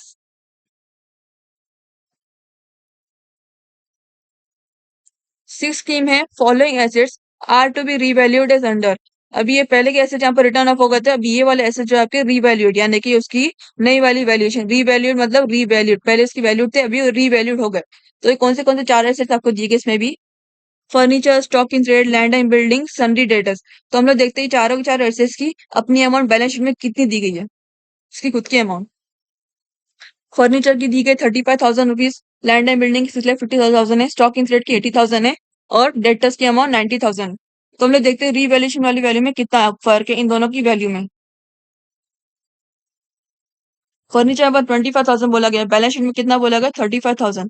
Balance sheet में उसकी वैल्यू कितनी? 35,000, उसकी एक्चुअल वैल्यू 35,000 है और रीवैल्यूएशन वाली वैल्यू 25,000 है। यहाँ पर उसकी वैल्यू गिर रही है और इसकी जब भी वैल्यू गिरती हो तो क्या होता है? जर्नल एंट्री में क्रेडिट होता है, तो फर्नीचर आपका जर्नल एंट्री में क्रेडिट चढ़ेगा। फिर नेक्स्ट देखते हैं stock in trade. Stock in trade की स्कीम में वैल्यू 60,000 रुपीज दी गई है और बैलेंस शीट में 80,000 दी गई, यानी कि यहाँ पर भी स्टॉक इन ट्रेड की वैल्यू बैलेंस शीट वाली वैल्यू यानी एक्चुअल वाली वैल्यू ज्यादा है, 80,000 रुपीज की एक्चुअल वाली वैल्यू है और रिवैल्यूएशन वाली वैल्यू 68,000 रुपीज। यहाँ पर अगेन ये वाला एसेट भी यहाँ पर गिर रहा है, तो ये भी आपका जनरेटरी में क्रेडिट चढ़ेगा। फिर लैंड एंड बिल्डिंग स्कीम में दिया गया फाइल है 80,000 रुपीज और बैलेंस शीट में दिया गया है 6,50,000 रुपीज। अगेन ये वाला भी ऐसे जहाँ पर इसकी वैल्यू गिर रही है, तो ये भी जनरेटरी में क्रेडिट हो जाएगा to land and building account करके। फिर लास्ट है सन्डी डेटर्स। सन्नी डेटर्स को कितना अमाउंट दिया गया? बैलेंस शीट में 90,000 रुपीज दिया गया और रीवैल्यूएशन वाली वैल्यू 80,000 रुपीज दी गई। अगेन ये वाला एसेस भी आपका जिसकी वैल्यू गिर रही है, तो ये भी आपका जनरल एंट्री में क्रेडिट हो जाएगा। और डेबिट में क्या होगा? आपका कैपिटल रिडक्शन अकाउंट, बिकॉज जब भी यहाँ पर एसेस की वैल्यू गिरती है तो कंपनी का लॉस होता है और लॉस कहाँ पर जाता है? जनरल एंट्री में debit side capital reduction account के जाता है। So will enter that. तो हम लोग सबसे पहले फर्नीचर देखते हैं। फर्नीचर कितना दिया गया है? 35,000 बैलेंस शीट की वैल्यू है और यहाँ पर रिवैल्यूएशन वैल्यू 25,000। तो कितने का फर्क है? 10,000, यानी कि 10,000 से कंपनी का यहाँ पर लॉस हो रहा है। So will enter that. Journal entry number 8 आएगा, पहले क्रेडिट साइड यहाँ पर एंटर कर दे टू फर्नीचर अकाउंट। कितनी उसकी वैल्यू थी बैलेंस शीट की? 35,000 और revaluation value value 25,000। So 35 minus 25 is equal to 10,000। तो किधर आएगा? क्रेडिट अमाउंट कॉलम में 10,000 रुपीज यहाँ पर आएगा, यानी कि 10,000 रुपीज से कंपनी का यहाँ पर लॉस हुआ फर्नीचर के लिए। फिर आता है to land and building. Land and building की एक्चुअल वैल्यू कितनी थी क्वेश्चन में? लैंड एंड बिल्डिंग की एक्चुअल वैल्यू थी 6,50,000, उसकी बैलेंस शीट की वैल्यू थी और रिवैल्यूएशन वैल्यू के लिए कितनी थी? पहले 80,000। अगेन ये भी आपका ऐसे डेप्रिशिएट हो रहा है, तो यहाँ पर क्रेडिट साइड आएगा to land and building account that is 6,50,000 rupees minus पहले 80,000 is equal to 70,000। So credit amount column में 70,000 रुपीज यहाँ पर आ गया, यानी कि कंपनी को 70,000 रुपए का लॉस हुआ लैंड एंड बिल्डिंग को लेकर।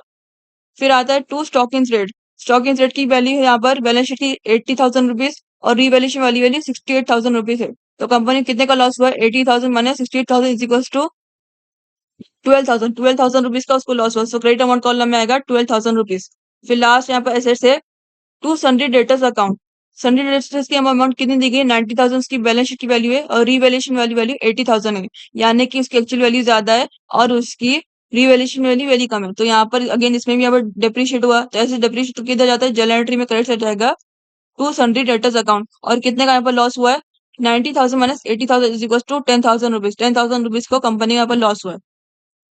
फिर ये चारों के चारों ऐसे का टोटल यहाँ पर करेंगे, that is 10,000 plus 70,000 plus 12,000 plus 10,000 is equal to 1,02,000। 1,02,000 rupees का कंपनी का टोटल लॉस हुआ सारे के सारे एसेट्स को लेकर। तो लॉस कर कहाँ पर आएगा? जर्नल एंट्री में डेबिट साइड आएगा, that is capital reduction account debit side. Debit amount column में आएगा 1,02,000 रुपीज, यानी कि टोटल अमाउंट इतने अमाउंट का कंपनी का लॉस हुआ for all the four assets. फिर इसका narration being assets revalued. Seven scheme में है अ secured loan of rupees 1,50,000 at 12% per annum is to be obtained by mortgaging land and building for repayment of bank overdraft, bills payable and reconstruction expenses 15,000 rupees। क्या बोला गया? अ secured loan of rupees 1,50,000 at 12% per annum is to be obtained by mortgaging land and building। ये एक part है, इसी का आगे का पार्ट है, लेकिन अभी लैंड एंड बिल्डिंग तो देखते हैं हम लोग। कंपनी ने जो है लोन लिया, यहाँ पर कितना? 1,50,000 रुपीज का लोन लिए और कितने परसेंट पर? हर साल उसका 12% का इंटरेस्ट देगा लोन पर। By is to be obtain by mortgaging land and building. अपनी लैंड और बिल्डिंग जो है कंपनी ने गिरवे रखी है और उसने बैंक से लोन लिया, कितना? 1,50,000 रुपीज का यहाँ पर उसने लोन लिया, कितना? 12% इंटरेस्ट के मुताबिक, हर साल 12% इंटरेस्ट के मुताबिक उसने 1,50,000 रुपीज का लोन लिए बैंक से। और वो क्या गिरवी रखी लोन बैंक के पास? अपनी लैंड एंड बिल्डिंग गिरवी रखी है। तो यहाँ पर आप लोग मालूम है, जब भी कंपनी लोन लेती है तो क्या होगा, फायदा होता है। यहाँ पर लोन वाले क्या होता है, लोन वालों को फायदा होता है। बैंक है तो बैंक को फायदा होगा। और क्या, जब भी एस बैंक क्या होता है, एसेट्स होता है आपका। तो एसेट्स क्या होता है, जब भी एसेट फायदा होता है तो उसको क्या होता है, उसको डेबिट बैलेंस हो जाते हैं। तो ये जर्नल एंट्री में आपका डेबिट से इसकी एंट्री क्या आएगी, बैंक अकाउंट। बिकॉज बैंक आपका एसेट्स है। तो कंपनी जो भी बैंक से लोन लेगी, लोन जब भी हम लोग लेते हैं नॉर्मली, तो लोन लेने फायदा होता है, उस पर इंटरेस्ट चढ़ता है, या फिर जब वहां पर उसका और यहाँ पर उसकी वैल्यू बढ़ती है, जब तक रीपेमेंट उसका होता है लोन का, तो क्या होता है, फायदा होता है बैंक वालों को। तो क्या है, बैंक वालों को फायदा हुआ। और बैंक क्या एसेट्स है, तो क्या होता है, बैंक का जब फायदा होता है तो क्या होता है, एसेट्स यहाँ पर डेबिट बैलेंस रहते हैं। जब भी एसेट्स पर नॉर्मली डेबिट बैलेंस रहते हैं, और जब उसकी वैल्यू बढ़ती है तो यहाँ पर डेबिट हो जाता है, और जब उसकी वैल्यू घटती है तो क्रेडिट हो जाता है। और बैंक यहाँ पर उसकी वैल्यू बढ़ रही है, लोन लिया है सामने वाले ने, तो क्या होगा, बैंक अकाउंट डेबिट हो जाएगा। जनरेटरी में बैंक अकाउंट डेबिट हो जाएगा। और यहाँ पर क्या लिया है उसने, 12% सिक्योर लोन। अभी कंपनी की तरफ से यहाँ पर उसकी ये बढ़, यहाँ पर अभी कंपनी की तरफ सोचो कि यहाँ पर जो है लोन कंपनी का बढ़ गया, कंपनी के एक और लाइबिलिटी आ गई यहाँ पर। कंपनी की जितनी भी लाइबिलिटी होगी यहाँ पर उसके पास रिकॉर्ड में, उसके पास उसमें एक और लाइबिलिटी आ गई, दैट इज सिक्योर लोन वाली लाइबिलिटी आ गई। सिक्योर लोन मतलब क्या, पूरी तरह से सिक्योर किया गया। सिक्योर किया गया मतलब यहाँ पर उसने लैंड एंड बिल्डिंग को गिरवी रखा है, तो इसलिए यहाँ पर इसको सिक्योर लोन बोलते हैं। सो 12% सिक्योर लोन, कितना इंटरेस्ट, कितना, 12% सिक्योर लोन, ऐसा रहेगा। तो कंपनी के पास लाइबिलिटी बढ़ गई। क्या होता है, लाइबिलिटी को नॉर्मली क्रेडिट बैलेंस होता है, जब लाइबिलिटी घटती है तो डेबिट होती है, और जब बढ़ती है तो क्रेडिट होती है। सो 12% सिक्योर लोन लाइबिलिटी है, तो ये किधर जाता है, जनरल एंट्री में क्रेडिट साइड, बिकॉज कंपनी के पास लाइबिलिटी बढ़ गई, तो ये जनरल एंट्री में क्रेडिट साइड आएगा। और डेबिट साइड क्या आएगा, बैंक अकाउंट। और अमाउंट कितना है सिक्योर लोन का, 1,50,000 रुपीज। बैंक को ऊपर 1,50,000 रुपीज का यहाँ पर फायदा हो गया बैंक वालों को, और कंपनी वाले को नुकसान यहाँ पर ये हुआ कि उसको सिक्योर लोन, एक लाइबिलिटी उसके आ गई 1,50,000 रुपीज की। तो यहाँ पर बैंक में एंट्री डालेंगे जनरल एंट्री में, that is general entry number 9, bank account debit side. और डेबिट अमाउंट कॉलम में कितना आएगा, सिक्योर लोन वाला अमाउंट जो था वो ये यहाँ पर अमाउंट आएगा, बिकॉज कंपनी ने, सॉरी, बैंक ने इतने अमाउंट को लोन दी कंपनी को। सो 1,50,000 रुपीज डेबिट अमाउंट कॉलम में आएगा। और क्या लिए कंपनी ने, 12% सिक्योर लोन। कभी यहाँ पर कंपनी के पास लाइबिलिटी आ गई, लाइबिलिटी कंपनी से बढ़ गई, तो क्या होता है, जब भी लाइबिलिटी बढ़ती है तो क्रेडिट होती है, तो 12% सिक्योर लोन अकाउंट क्रेडिट होगा जनरल एंट्री में। So 12% secure loan account to 12% secure loan account, और सेम अमाउंट यहाँ पर आएगा, दैट इज 1,50,000 रुपीज। यानी कि लाइबिलिटी उसके 1,50,000 रुपीज के ऊपर उसके बाद लाइबिलिटी आ गई। सो क्रेडिट अमाउंट कॉलम में आएगा 1,50,000 रुपीज। फिर इसका narration, being loan obtained against security of land and building. फिर यहाँ पर इसके आगे फॉरम, इसके फॉरम पर बोला गया है, for repayment of bank overdraft, bills payable and reconstruction 15,000 rupees. यानी कि जो उसने लैंड एंड बिल्डिंग को गिरवी रखा, और जो उसने लोन यहाँ पर लिया बैंक वालों से, किसके लिए लिया, बैंक ओवरड्राफ्ट का पेमेंट करने के लिए, बिल्स पेएबल का पेमेंट करने के लिए, और रिकंस्ट्रक्शन का पेमेंट करने के लिए। लेकिन ये देख सकते हैं आप लोग को, स्कीम नंबर 4 में आपको बोला गया था, bills payable is to be paid immediately. यानी कि कंपनी ने जो बिल्स पेएबल का पेमेंट था, वो उसने फौरन की फौरन उधर पे कर दी। तो मतलब यहाँ पर रीपेमेंट के लिए उसको यहाँ पर दो उसको पेमेंट करने बाकी है, एक बैंक ओवरड्राफ्ट का पेमेंट करना बाकी, और एक रिकंस्ट्रक्शन एक्सपेंस का, बिकॉज बिल्स पेएबल का पेमेंट हो चुका है कंपनी की तरफ से to that party.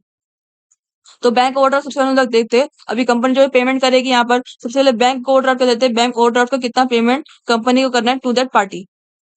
Bank overdraft क्या होता है, लाइबिलिटी होगा, तो लाइबिलिटी कितना अमाउंट दिया गया बैंक ओवरड्राफ्ट का, 50,000 रुपीज। यानी कि 50,000 रुपीज का पेमेंट करना है from company to that party.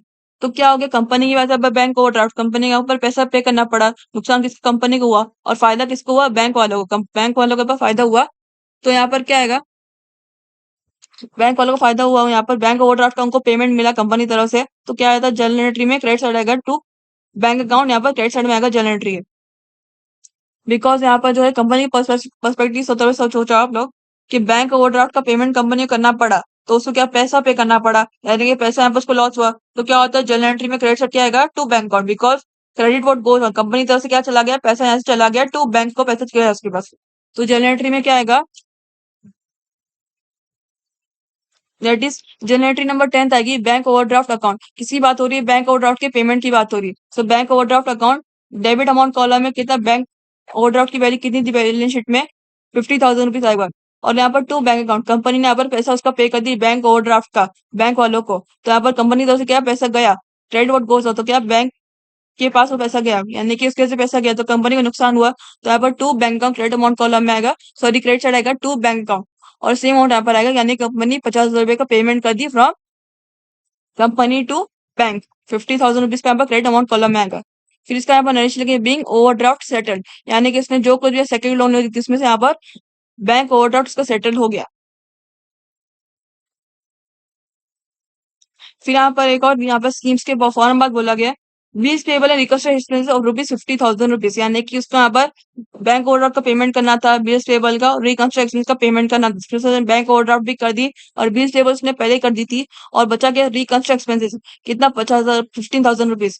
Reconstruction मतलब क्या, रिपेयर से मेंटेनेंस, जो कुछ भी कंपनी के जो एक्सपेंसेस रहते हैं, मिसलेनियस एक्सपेंसेस, वो सब कुछ का रिकंस्ट्रक्शन एक्सपेंसेस बोलते हैं। रेनोवेशन में कुछ जाता है कुछ पार्ट या फिर कुछ भी होता है तो उसको रिकंस्ट्रक्शन एक्सपेंसेस बोलते हैं। तो कंपनी के पास ₹15,000 का यहाँ पर रिकंस्ट्रक्शन एक्सपेंसेस पे करना है from company to that party. तो क्या हुआ यहाँ पर आप देखते हो रिकंस्ट्रक्शन एक्सपेंस आप ₹15,000 हुई, तो कंपनी की तरफ से क्या हुआ, यहाँ पर कंपनी की तरफ से पैसा गया तो क्या होगा, डेबिट अमाउंट कॉलम में क्या आएगा, capital reduction account, because company यहाँ पर लॉस हुआ। तो क्या होता है, जनरल एंट्री में डेबिट साइड में क्या आता है, कैपिटल रिडक्शन। जब भी कंपनी को लॉस होता है तो जनरल एंट्री में डेबिट साइड आता है कैपिटल रिडक्शन अकाउंट, और क्रेडिट में क्या आएगा, to bank account, because company के पास से क्या गया, पैसा गया। Credit what goes on, company के पास से पैसा गया यहाँ पर, तो क्रेडिट अमाउंट कॉलम में आएगा to bank account journal entry में। सो विल एंटर द कितना अमाउंट है, ₹15,000।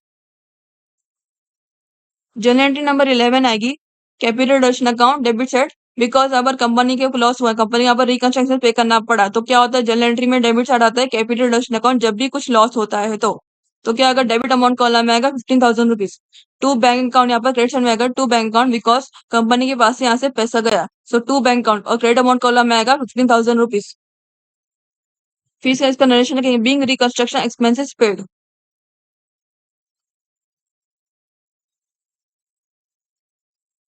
इसके बाद आप लोग कुछ बोला गया है? नहीं, हम लोग ने और 7 स्कीम्स के रिलेटेड हम लोग ने यहाँ पर एंट्री डाल दी जनरल एंट्री में।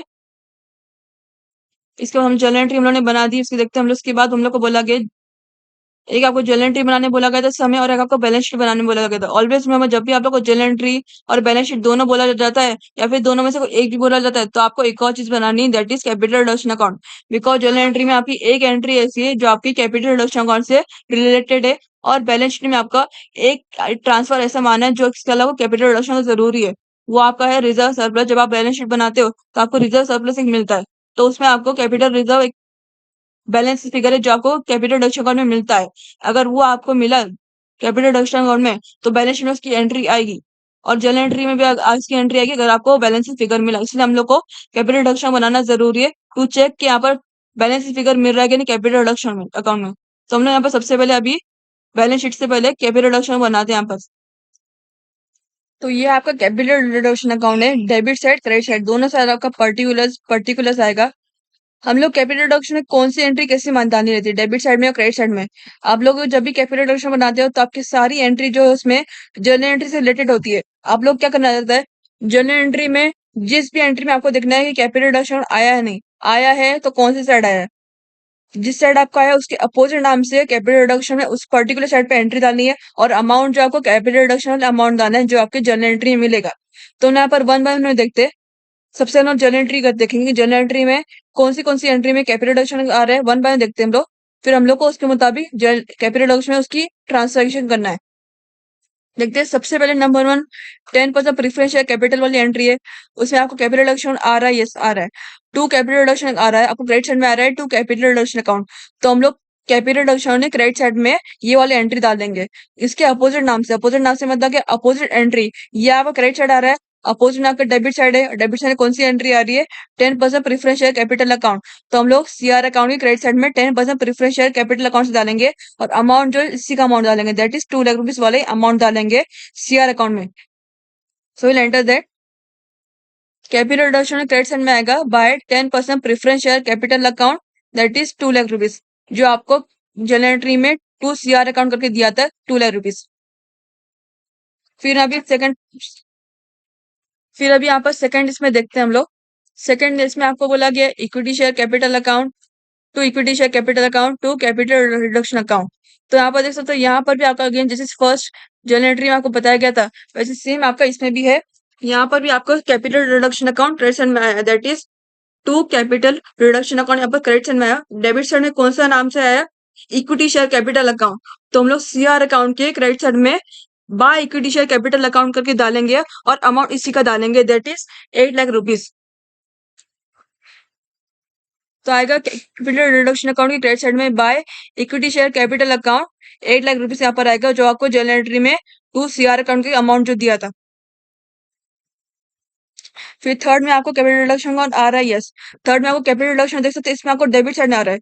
तो हम लोग कैपिटल रिडक्शन के डेबिट साइड में अपोजिट वाली एंट्री के नाम से एंट्री मारेंगे, दैट इज इसमें अपोजिट वाली एंट्री कौन सी है, क्रेडिट साइड वाली इसकी अपोजिट वाली एंट्री है। और क्या नाम है इसका, टू बैंक अकाउंट। तो हम लोग कैपिटल रिडक्शन अकाउंट की डेबिट साइड में टू बैंक अकाउंट करके डालेंगे और अमाउंट CR अकाउंट वाला अमाउंट डालेंगे, that is 40,000 rupees. So will enter that to bank account 40,000 rupees यहाँ पर आएगा। कैपिटल रिडक्शन डेबिट साइड में to bank account 40,000 rupees. Bracket में आप लिख सकते हो प्रेफरेंस डिविडेंड, बिकॉज आपकी प्रेफरेंस डिविडेंड वाली एंट्री है ये जनरल एंट्री में। फिर अभी फोर्थ में देखते हैं। फोर्थ में भी ये आपको फोर्थ में भी आपको दिया गया, इसमें आपको कैपिटल रिडक्शन क्रेडिट साइड में दिया गया जनरल एंट्री में। क्या बोला गया, टू कैपिटल रिडक्शन अकाउंट और अमाउंट कितना दिया गया, 50,000 रुपीज। इसके अपोजिट वाले एंट्री में अपोजिट वाला नाम कौन सा है, 12% डिबेंचर्स अकाउंट दिया गया है। इसके अपोजिट वाले ना क्या है, यह डेबिट साइड है और एंट्री कौन सी दी गई, इसमें 12% डिबेंचर अकाउंट दिया गया है। और कैपिटल रिडक्शन का अमाउंट कितना है, 50,000 रुपीज। तो ये आपका कैपिटल रिडक्शन क्रेडिट साइड में आएगा अपोजिट वाले नाम से with the same amount for CR account. तो आएगा by 12% debit CR account credit side में आएगा बाय 12% डेबेंचर अकाउंट 50,000 रुपीज यहाँ पर आएगा। फिर से हम लोग ने यहाँ पर टोटल 4 जनरेटर की देख लिए। Now will go for fifth. Fifth में अगेन इसमें आपका CR अकाउंट क्रेडिट साइड में आ रहा है। क्या बोला कि creditors account debit side to capital reduction account credit side. और तो हम लोग क्या करेंगे, कैपिटल रिडक्शन के क्रेडिट साइड में डेबिट वाले नाम की जो आपकी एंट्री है वो हम लोग कैपिटल रिडक्शन क्रेडिट साइड में डालेंगे और अमाउंट जो CR अकाउंट अमाउंट डालेंगे that is 20,000 rupees. So will enter that is capital reduction credit side में आएगा by creditors account, amount column में आएगा 20,000 रुपीज। फिर अभी जनरल एंट्री नंबर 6 में, जनरल एंट्री नंबर 6 में आपको कोई भी कैपिटल रिडक्शन आपका नाम नहीं मेंशन है तो ये वाली आपकी एंट्री नहीं आएगी। फिर सेवंथ जनरल एंट्री में आपको दिया गया, यस, सेवंथ जनरल एंट्री में आपको दिया गया capital reduction account, to goodwill account, to patents account, to profit and loss account, to share issue expenses. इसमें देख सकते हैं, इसके पहले जो हम लोग ने यहाँ पर एक जनरल एंट्री वाली एक एंट्री जिसमें डेबिट साइड कैपिटल रिडक्शन आ रहा था, उसमें हम लोग जब एंट्री डाले थे कैपिटल रिडक्शन में, तो उसमें आपको ओनली एक ही नाम दिया गया था। क्रेडिट साइड में आपको ओनली एक ही नाम दिया गया था, बट यहाँ पर आपको क्रेडिट साइड में 4 नेम्स डिफरेंट एंट्रीज दी गई है। तो हम लोग क्या करेंगे, चारों के चारों जो आपकी नेम वाली एंट्री है वो हम लोग CR का क्रेडिट साइड में चारों की चारों एंट्री डालेंगे, बिकॉज यहाँ पर देख सकते हैं आपका CR अकाउंट डेबिट साइड में जब आप वैल्यू डाले हो तो आपको सारी की सारी क्रेडिट साइड को टोटल करके आपको वैल्यू मिली, एड ऑन करके सारे के सारे एसेट्स की वैल्यू को एड ऑन करके आपको जो वैल्यू मिली है वो हमने डेबिट में डाले। तो हम लोग क्या कर सकते हैं, इसका यहाँ पर आप लोगों को CR अकाउंट डेबिट साइड में चारों के चारों यहाँ पर एंट्री डालोगे और अमाउंट उसी के अपने डालोगे, बिकॉज अगर चारों का आप एड ऑन करोगे तो आपको CR अकाउंट वाले अमाउंट मिलेगा जो आपको जनरल एंट्री में डेबिट साइड यहाँ पर मिला हुआ है। तो हम लोग क्या करेंगे कि चारों की चारों एंट्री वाले एंट्री और उसके amount CR account debit side में यहाँ पर एंटर करेंगे। तो क्या आएगा, टू गुडविल अकाउंट 25,000 रुपीज है। So will enter that CR account में डेबिट साइड में आएगा टू गुडविल अकाउंट 25,000 रुपीज। फिर नेक्स्ट है to patents account 15,000 rupees. So will enter that CR account debit side में टू पेटेंट्स अकाउंट 15,000 रुपीज। फिर next है आप लोग का to profit and loss account 8,20,000 rupees. तो CR अकाउंट डेबिट साइड में एंटर कर दे to profit and loss account 8,20,000 rupees. फिर लास्ट जो आप लोग को CR अकाउंट में debit side again same enter करेंगे to share issue expenses account 45,000 rupees. अभी चारों का टोटल करोगे ना तो आप लोग को 9,05,000 आपको मिलेगा, लेकिन हम लोग फिलहाल अब तक नहीं करते बिकॉज ये चारों की चारों एंट्री आपको CR अकाउंट जनरल एंट्री में CR अकाउंट डेबिट साइड में एक ही नाम से दिया गया था और ये चारों अमाउंट और उसकी एंट्री डिफरेंट आपको क्रेडिट साइड में दी गई थी जनरल एंट्री में। तो हम लोग चारों के चारों एंट्री और उसके अमाउंट यहाँ पर एंटर किए, बिकॉज हम लोग एक अमाउंट एंटर नहीं कर सकते यहाँ पर चारों के चारों के लिए। तो उन्होंने यहाँ पर इसलिए अपने अपने चारों के चारों अपने अपने अमाउंट यहाँ पर एंटर किए एज अ CR अकाउंट के डेबिट साइड में। फिर इसके बाद आप लोग का जर्नल एंट्री नंबर 8 में अगेन इसमें भी आपका CR अकाउंट डेबिट साइड आ रहा है और क्रेडिट साइड आपको 4 टाइप की अलग अलग एंट्री दी गई है। तो हम लोग सेम CR अकाउंट के डेबिट साइड में चारों के चारों एंट्री और उसके अपने अपने अमाउंट यहाँ पर एंटर करेंगे CR अकाउंट डेबिट साइड में। सो क्या आएगा, to furniture account 10,000, to land and building account 70,000 rupees, to stock in trade account 12,000 rupees, to sundry debtors account 10,000 rupees. So will enter in CR account on debit side. तो आएगा to furniture account 10,000 rupees, CR account debit side में आएगा to furniture account 10,000 rupees, to land and building account 70,000 rupees, to stock in trade account 12,000 rupees, to sundry debtors account 10,000 rupees. इससे आप लोग total 8 generators complete कर दिए। 9 general entry देख सकते हैं, इसमें आपको सीआर अकाउंट नहीं मिला है, सीआर अकाउंट इसमें आपको नहीं मिला है। सो हम यहाँ पर डायरेक्टली 10 जनरल एंट्री में देखते हैं, अगेन इसमें आपको सीआर अकाउंट नहीं मिला गया। 11 जनरल एंट्री में आप देख सकते हैं आपको सीआर अकाउंट मिला है, इसमें भी आपको डेबिट साइड में आपको आ रहा है। और इसके अपोजिट में इसमें कौन सी एंट्री आ रही है, to bank account credit side में आ रही है। और अमाउंट कितना सीआर अकाउंट वाले अमाउंट का 15,000 रुपीज। तो हम लोग एंटर करेंगे सीआर अकाउंट में, तो सीआर अकाउंट के डेबिट साइड में आएगा टू बैंक अकाउंट। फिर उसमें आप ब्रैकेट में लिख सकते हैं ये आपका रिकंस्ट्रक्ट एक्सपेंस वाली एंट्री है, तो ब्रैकेट में हम लोग रिकंस्ट्रक्ट एक्सपेंसेस भी यहाँ पर एंटर कर सकते हैं। तो टू बैंक यहाँ पर रिकंस्ट्रक्ट एक्सपेंसेस कितना अमाउंट है, 15,000 रुपीज। तो अमाउंट कॉलम में आएगा 50,000 रुपीज सीआर अकाउंट के डेबिट अमाउंट कॉलम में। अभी इसके बाद आप लोग की कोई एंट्री बची है, नो। टोटल 11 जनरल एंट्री थी, उसमें हम लोग चार के सारे एंट्री हमसे रिलेटेड हम लोग ने कैपिटल डॉक्यूमेंट में उसकी ट्रांजेक्शन कर दिए। अभी आप लोग क्या करना है, अभी आप लोग को जो है दोनों साइड का टैली करना है, सीआर अकाउंट के डेबिट साइड का भी क्रेडिट साइड का दोनों का टैली करना है। और आपको देखना है बैलेंसिंग फिगर आपको डेबिट साइड मिलता है कि नहीं। मैंने आपको इससे पहले भी आपको मैंने समय बताती आई मैं आपको कि अगर आप लोग को बैलेंसिंग फिगर डेबिट साइड मिला, इसका मतलब आपका सीआर अकाउंट सही बना है। और अगर आप लोग को बैलेंसिंग फिगर क्रेडिट साइड मिला, तो मतलब आपका सीआर अकाउंट में कुछ गड़बड़ की आप लोग ने जनरल एंट्री से पास करने में इस जगह पर ट्रांजेक्शन। तो सबसे पहले हम लोग यहाँ पर सीआर अकाउंट डेबिट साइड में भी तो टैली करते हैं सारे के सारे एंट्री को लेकर, that is 40,000 plus 25,000 plus 15,000 plus 8,20,000 plus 45,000 plus 10,000 plus 70,000 plus 12,000 plus 10,000 plus 15,000 is कॉस्ट टू आपको टोटल मिलेगा 10,62,000 आपको मिला। डेबिट अमाउंट कॉलम का आपको 10,62,000 आप लोगों को 62,000 आपको टोटल मिला सीआर अकाउंट के डेबिट साइड का। अभी हम लोग क्रेडिट साइड का टोटल करते हैं, that is 2 lakh plus 8 lakh plus 50,000 plus 20,000 is equal to आपको वैल्यू मिलेगी 10,70,000 आपको वैल्यू मिली। यानी कि आप देख सकते हैं इसमें आपका सीआर साइड ज्यादा है, दैट इज सीआर अकाउंट के क्रेडिट साइड आपका ज्यादा है। 10,70,000 आपको क्रेडिट साइड की टोटल मिला और डेबिट साइड का टोटल आप लोग को मिला है 10,62,000 रुपीज, यानी कि आपका डेबिट साइड का कम है। यानी कि मतलब आपका सीआर अकाउंट सही बना, आपको डेबिट साइड डिफरेंस मिला है।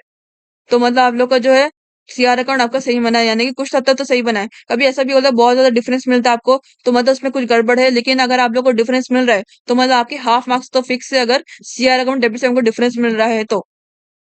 अगर क्रेडिट साइड में डिफरेंस मिल रहा है, तो मतलब आपने कुछ गड़बड़ की, because CR account credit side में आपको डिफरेंस नहीं मिलता है most of the sums.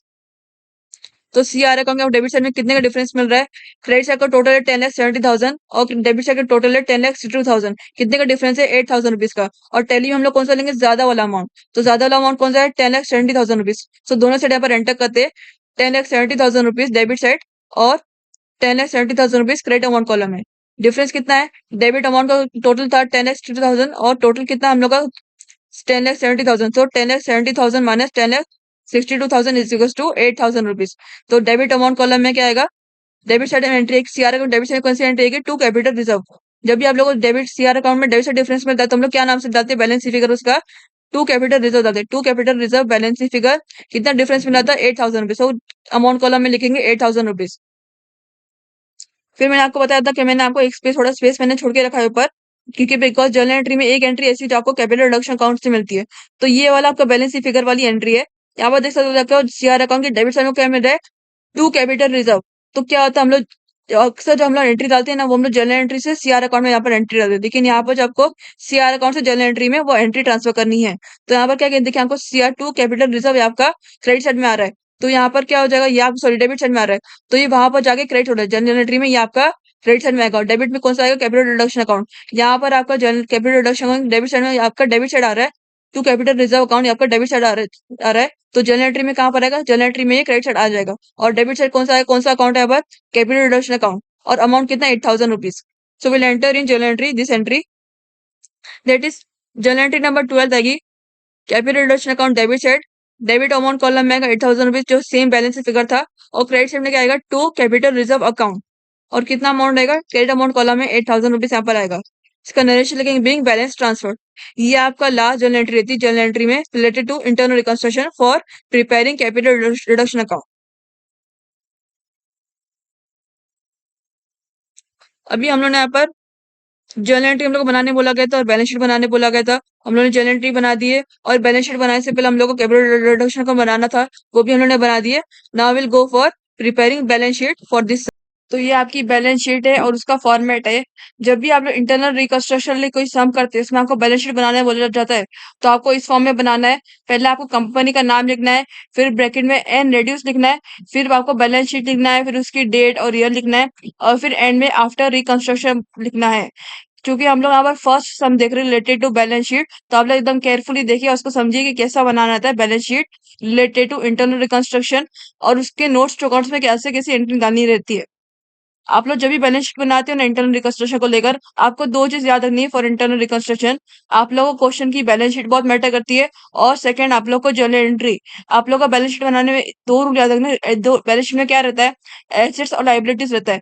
Assets और लाइबिलिटीज के गोल्डन रूल्स क्या है, एसेट्स को नॉर्मली डेबिट बैलेंस रहते हैं, लेकिन जब उसकी वैल्यू एप्रिशिएट होती है तो उसकी वैल्यू बढ़ती है, और जब उसकी वैल्यू डेप्रिशिएट होती है तो वो घटती है। तो इस केस में आपका बैलेंस शीट में वैसे ही रहेगा। आप लोगों को देखना रहेगा क्वेश्चन में जो एसेट्स क्या दिया गया है, कौन से एसेट्स दिए गए, और उससे जर्नल एंट्री में कहाँ पर दिया गया है। अगर जर्नल एंट्री में एसेट्स डेबिट साइड दिया गया है तो बैलेंस शीट के लिए ऐड होगा। अगर क्रेडिट साइड दिया गया वो एसेट तो वो माइनस होगा। And in case of liabilities, liabilities को क्या रहता है, लाइबिलिटीज को नॉर्मली क्रेडिट बैलेंस रहते हैं। जब लाइबिलिटीज घटती है तो वो डेबिट होती है, और जब बढ़ती है तो क्रेडिट होती है। तो इस केस में भी ऐसे रहेगा, जैसे एसेट्स का था वैसे इसका अपोजिट रहेगा। अगर आपको क्वेश्चन की बैलेंस शीट आपको देखना है कि आपको लायबिलिटी कौन सी दी गई है, और देखना है वो वाली पर्टिकुलर लायबिलिटी आपकी जर्नल एंट्री में कहाँ पर आ रही है। अगर डेबिट साइड आ रही है तो वो घटेगी, अगर क्रेडिट साइड आ रही है तो वो ऐड होगी। मतलब बैलेंस शीट के लिए आपकी अगर लायबिलिटी डेबिट साइड आ रही है जर्नल एंट्री में, तो वो ऐड करेंगे हम लोग बैलेंस शीट को लेकर। और अगर क्रेडिट होगी जर्नल एंट्री में तो वो ऐड, सॉरी, जर्नल एंट्री में अगर बैलेंस शीट डेबिट हो रही है तो उसको माइनस करेंगे। अगर क्रेडिट हो रही है बैलेंस शीट जो, सॉरी, जर्नल एंट्री में लायबिलिटी अगर क्रेडिट हो रही है तो उसको ऐड करेंगे फॉर बैलेंस शीट के लिए, जो आपकी नई वाली बैलेंस शीट आफ्टर रिकंस्ट्रक्शन वाली बनाओगे उसके लिए। तो अभी हम लोग यहाँ पर देखते हैं, ये आपकी वर्टिकल फॉर्म में बैलेंस शीट बनानी रहती है आपको इंटरनल रिकंस्ट्रक्शन को लेकर। तो इस फॉर्मेट से बनाना रहता है, particulars, note column and rupees column. सबसे पहले आपको क्या आता है, बैलेंस शीट आपकी दो पार्ट में डिवाइड रहती है, एक लाइबिलिटी पार्ट में और एसेट्स पार्ट में। सबसे पहले क्या आता है, वर्टिकल बैलेंस शीट है, सबसे पहले इसमें लाइबिलिटी आता है। तो सबसे नंबर वन लिखते हैं। नंबर वन आएगा इक्विटी एंड लाइबिलिटीज। उसमें भी तीन टाइप के आते हैं, एक आता है शेयर होल्डर्स फंड, एक आता है non current liabilities, and third part is current liabilities. सबसे पहले फर्स्ट पार्ट लिखते हैं हम लोग, share holders fund. Share holders fund में भी दो टाइप आते हैं, दैट इज शेयर कैपिटल आता है और रिजर्व सरप्लस। तो सबसे पहले हम लोग को शेयर कैपिटल लिखना है। शेयर कैपिटल से हम लोग यहाँ पर एंट्री ट्रांसफर करेंगे क्वेश्चन की बैलेंस शीट को लेकर भी और जर्नल एंट्री को लेकर भी। तो हम लोग देखते हैं यहाँ पर क्वेश्चन की बैलेंस शीट में आपको कौन से शेयर कैपिटल दिए गए और जर्नल एंट्री में उसका किस तरह से ट्रांजेक्शन हुआ है। क्वेश्चन की बैलेंस शीट में आपको कौन से शेयर कैपिटल दिए गए, लाइबिलिटी साइड में आपको दो टाइप के दिए गए, प्रेफरेंस शेयर्स और इक्विटी शेयर्स। सबसे पहले हम लोग प्रेफरेंस शेयर्स देखते हैं। क्या बोला गया है, 10% preference shares of ₹100 each, 4 lakh rupees. ये आपको देखना है कि ये वाली एंट्री हम लोग यहाँ पर डाले दीजिए जर्नल एंट्री में, तो जर्नल एंट्री में कहाँ पर आ रहा है। अगर जर्नल एंट्री में ये वाला अमाउंट उसकी एंट्री डेबिट साइड आ रही है तो ये माइनस होगा, अगर क्रेडिट साइड आ रही है तो वो ऐड होगा। तो हम लोग यहाँ पर देखते हैं, क्वेश्चन यहाँ पर ये जर्नल एंट्री है, इसमें कहाँ पर आ रहा है, जर्नल एंट्री में देख सकते हैं ये आपका डेबिट साइड आ रहा है, नंबर वन आ रहा है 10% preference share capital account debit side. ये आपका लाइबिलिटी डेबिट साइड आ रहा है, तो ये क्या हो जाएगा, माइनस हो जाएगा। वो जो बैलेंस शीट में आपका कहाँ आ रहा था, लाइबिलिटी साइड में आ रहा था, तो मैंने आपको बताया जब लाइबिलिटी डेबिट आती है जर्नल एंट्री में डेबिट होती है तो माइनस होगी बैलेंस शीट के लिए, और अगर क्रेडिट होगी तो वो ऐड होती है। तो ये वाला आपका नहीं आएगा, because 10% preference share capital 4 lakh rupees जो है आपका यहाँ पर डेबिट हो रहा है। लेकिन इसके फौरन बाद आप नीचे देख सकते हो, जो हम लोग स्कीम में मुताबिक बताया गया था कि नए वाले प्रेफरेंस शेयर थे, तो ये आपका इसके नीचे प्रेफरेंस शेयर्स दिए गई, जो कि आपको क्रेडिट साइड में दिया गया, that is to 10% preference share capital account. उसकी वैल्यू कितनी, 2 लाख रुपीज। तो ये ऐड होगी बिकॉज ये क्रेडिट होती है, और लाइबिलिटी क्या होता है, जब भी क्रेडिट होती है तो ऐड होती है। तो ये आपकी बैलेंस शीट में आपकी ऐड होगी यहाँ पर। तो हमने यहाँ पर सबसे पहले प्रेफरेंस शेयर वाले एंट्री डालते हैं रिलेटेड टू शेयर कैपिटल। आपको मालूम है जब भी हम लोग बैलेंस शीट बनाते हैं तो आपको एक एक चीज बनाना जरूरी है, that is notes to accounts. वो आपका वर्किंग नोट रहता है बैलेंस शीट को लेकर। तो हम लोग यहाँ पर नोट्स टू अकाउंट्स बनाते हैं। नोट्स टू अकाउंट्स आएगा एंड उसका रुपीज कॉलम। तो नोट्स टू अकाउंट सबसे पहले लिखते हैं, बैलेंस शीट के फॉर्मेट के मुताबिक सबसे पहले शेयर कैपिटल आएगा नोट्स टू अकाउंट में, नंबर वन शेयर कैपिटल। उसमें कौन सा आएगा, इश्यूड एंड सब्सक्राइब। आप लोग को जो लेना है बैलेंस शीट, आपको इश्यूड एंड सब्सक्राइब वाले शेयर कैपिटल लिखना रहेगा। तो सबसे पहले हम लोग लिखते हैं, दैट इज इश्यूड सब्सक्राइब सबसे पहले आएगा 10% प्रेफरेंस शेयर्स और ₹50 ईच, बिकॉज हमने नए प्रेफरेंस शेयर्स के मुताबिक लिए थे और स्कीम के मुताबिक नए प्रेफरेंस शेयर्स की वैल्यू ₹50 थी, और वो जनरल एंट्री में क्रेडिट चढ़ा रहा था। तो यहाँ पर क्या आएगा, 10% प्रेफरेंस शेयर्स और ₹50 ईच, कितना हुआ, जर्नल एंट्री में क्या वैल्यू मिली, क्रेडिट साइड में 2 लाख रुपीज, तो यहाँ पर रुपीज कॉलम में आएगा 2 लाख रुपीज। इस हमने प्रेफरेंस शेयर्स को देख लिया। Now will go for equity shares. तो बैलेंस शीट में इक्विटी शेयर्स को लेकर क्या बोला गया है, इक्विटी शेयर्स और ₹10 ईच, कितना 10 लाख रुपीज आपकी वैल्यू दी गई है। तो जर्नल एंट्री में देखते हैं कहाँ पर आ रहा है ये वाला। जर्नल एंट्री में सेम ये भी आपका डेबिट साइड आ रहा है। नंबर 2 जर्नल एंट्री में क्या बोला गया, equity share capital account debit side 10 lakh rupees debit amount column में दिया है, तो ये आपका डेबिट साइड आ रहा है, यानी कि ये पूरा के पूरा डिडक्ट हो जाएगा लायबिलिटी के तौर पर। तो इसके नीचे ही लेकिन आपका क्रेडिट साइड में एक लायबिलिटी इक्विटी शेयर वाली कैपिटल वाली सेम आ रही है, that is 2 equity share capital account. ये आपका नए वाला इक्विटी शेयर है और ये आपका जर्नल एंट्री में क्रेडिट साइड आ रहा है। तो ये लायबिलिटी क्रेडिट साइड में आ रहा है तो ऐड होगा, और इसकी वैल्यू कितनी दी गई, क्रेडिट अमाउंट कॉलम में 2 लाख रुपीज यहाँ पर दी गई। तो ये आपका बैलेंस शीट के नोट्स टू अकाउंट्स में इक्विटी शेयर कैपिटल का आपका ये वाले लोगे और उसकी वैल्यू भी आप यही लोगे। और ये कितने शेयर्स थे यहाँ पर, नंबर ऑफ शेयर्स हम लोग जब डिस्कस किए थे जनरल एंट्री के टाइम पर 1 लाख नंबर ऑफ शेयर्स थे। देख सकते हैं आप लोग क्वेश्चन की बैलेंस शीट में क्या बोला, equity shares ₹10 each, value 10 lakh rupees देगी। So 10 lakh divide by 10 is equal to कितना, 1 लाख। 1 लाख यानी कि नंबर ऑफ इक्विटी शेयर्स कितने, 1 लाख हो गए। So will enter in notes accounts for balance sheet. तो आएगा that is number B, 1 lakh equity shares और ₹2 ईच। रुपीज कॉलम में कितना आएगा, जर्नल एंट्री में क्रेडिट कितना 2 लाख रुपीज मिला था, तो हम लोगों ने यहाँ पर दोनों शेयर्स एंटर कर दिए, प्रेफरेंस शेयर्स भी इक्विटी शेयर्स भी। अभी शेयर कैपिटल टोटल टोटल निकालते हैं। सो टोटल शेयर कैपिटल कितना आएगा, 2 lakh plus 2 lakh is equal to 4 lakh rupees यहाँ पर शेयर कैपिटल आएगा। तो ये हमने, और ये नोट नंबर कौन सा था, नोट्स टू अकाउंट्स में 1 था। सो will enter the balance sheet that is, और कितना टोटल अमाउंट था 4 लाख, तो हम यहाँ पर एंटर करेंगे दैट इज बैलेंस शीट में यहाँ पर शेयर कैपिटल के आगे यहाँ पर नोट में यहाँ पर 1 एंटर करेंगे और रुपीज कॉलम में कितना डालेंगे, 4 लाख रुपीज, जो कि हम लोग को नोट्स अकाउंट में टोटल मिला शेयर कैपिटल का। फिर उसी के नीचे नेक्स्ट पार्ट आता है शेयर होल्डर्स फंड के अंदर सेकंड आता है रिजर्व सरप्लस। तो यहाँ पर बी लिखेंगे, रिजर्व एंड सरप्लस। फिर उसका भी हम यहाँ पर देखेंगे, जब भी आप लोग रिजर्व सरप्लस आता है ना, आपको एकदम रेयरली बैलेंस शीट में इस साइड को आपको एंट्री दी जाती है क्वेश्चन की बैलेंस शीट में। तो हम लोग देखते हैं पहले क्वेश्चन की बैलेंस शीट आपको एंट्री दी भी गई किसके रिलेटेड, कोई, बिकॉज आपको इंटरनल रिकंस्ट्रक्शन में रिजर्व सरप्लस को लेकर बैलेंस शीट में जो है उसको लेकर बहुत ही रेयर एंट्री दी जाती है। जनरल रिजर्व, स्टैट्यूटरी रिजर्व वो सब आपको एकदम रेयरली दिया जाता है, नहीं दिया जाता है। आपको उसका जो है आपको ओनली कैपिटल रिडक्शन से मिलता है, जो कि आपको बैलेंस शीट डिफरेंस मिलता है। तो सबसे पहले क्वेश्चन का देखते हैं हम लोग। क्वेश्चन की बैलेंस शीट आपको कोई भी एंट्री मिली है रिजर्व सरप्लस को लेकर, नहीं, कोई भी आपको जनरल रिजर्व, स्टैट्यूटरी रिजर्व कुछ नहीं बोला गया, लेकिन आपको जो है ये वाली एंट्री रिजर्व सरप्लस में एक एंट्री आती है दैट इज कैपिटल रिजर्व, जो कि आपको कैपिटल रिडक्शन क्रेडिट साइड में मिलती है। वो भी आपका रिजर्व ही, कैपिटल कैपिटल रिजर्व भी आपका रिजर्व रिजर्व ही है, तो वो वाला भी आपका कैपिटल रिजर्व जो है रिजर्व सरप्लस में आएगा बैलेंस शीट के। That is will enter that notes to accounts में आएगा that is number 2 reserve surplus, क्या आएगा, कैपिटल रिजर्व। और कैपिटल रिजर्व का अमाउंट कितना था, कैपिटल रिडक्शन अकाउंट में कितना अमाउंट मिला था, 8,000 rupees. So will enter a notes to accounts that is rupees column में लिखेंगे कैपिटल रिजर्व का 8,000 रुपीज। और ये कौन सा था, नोट्स टू अकाउंट में second. So will enter in balance sheet that is number B, reserve surplus के नीचे बाजू में आएगा नोट में नोट नंबर 2 और रुपीज कॉलम में आएगा 8,000 रुपीज। इससे आपका शेयर होल्डर्स फंड कंप्लीट हो गया पूरी तरह से। अभी इसका सेकंड पार्ट में जाते हैं लाइबिलिटीज के, that is non current liabilities. Non current liabilities में क्या आता है, long term borrowings, short term provision, ये सब आता है। तो सबसे पहले हम लोग क्या देखते हैं, long term borrowings. Long term borrowings, long term borrowings देखते हैं। क्वेश्चन बैलेंस आपको कुछ दिया है कि long term borrowings, long term borrowings, yes आप लोग देख सकते हैं क्वेश्चन बैलेंस आपको दिया कि लॉन्ग टर्म बोरोइंग्स 12% डिबेंचर जो है आप लोगों का लायबिलिटी साइड में, वो आपका लॉन्ग टर्म बोरोइंग्स में आता है। डिबेंचर है वो आपका लॉन्ग टर्म बोरोइंग्स तो हुआ, बहुत लंबे टाइम के लिए हम लोग बोरो करते हैं डिबेंचर को लेकर, कंपनी का चलता ही रहता है डिबेंचर होल्डर के साथ कुछ ना कुछ लेन देन वगैरह। तो क्या है, 12% डिबेंचर, ये आपका लॉन्ग टर्म बोरोइंग्स है, तो ये आपका जर्नल एंट्री में आएगा, सॉरी कैप बैलेंस शीट में आएगा। लेकिन ये यहाँ पर क्या दिया गया है, क्वेश्चन की बैलेंस शीट में आपको क्या दिया गया है, 12% डिबेंचर 750,000 रुपीज दिया गया। तो हम लोग देखते हैं जर्नल एंट्री में इसकी एंट्री कहाँ पर है, अगर डेबिट साइड हुई तो ये डिडक्ट होगा, अगर क्रेडिट साइड हुई तो ऐड होगा। फर्स्ट हम लोग देखते हैं जर्नल एंट्री में ये वाली एंट्री कहाँ पर है और क्या हो रही है। जर्नल एंट्री में देखते हैं, जर्नल एंट्री नंबर 4 में यहाँ पर ये डिडक्ट हो जाएगा, बिकॉज ये यहाँ पर डेबिट साइड आ रहा है जर्नल एंट्री में। 12% debenture account debit amount column में 750,000 रुपीज पूरी तरह से डिडक्ट हो जाएगा, बिकॉज ये जर्नल एंट्री में डेबिट साइड है, और लाइबिलिटी जब भी डेबिट होती है तो घटती है, तो पूरी तरह से ये कट जाएगा, कैंसिल हो जाएगा, बिकॉज ये पूरी अमाउंट ही डेबिट साइड आ रहा है जर्नल एंट्री में।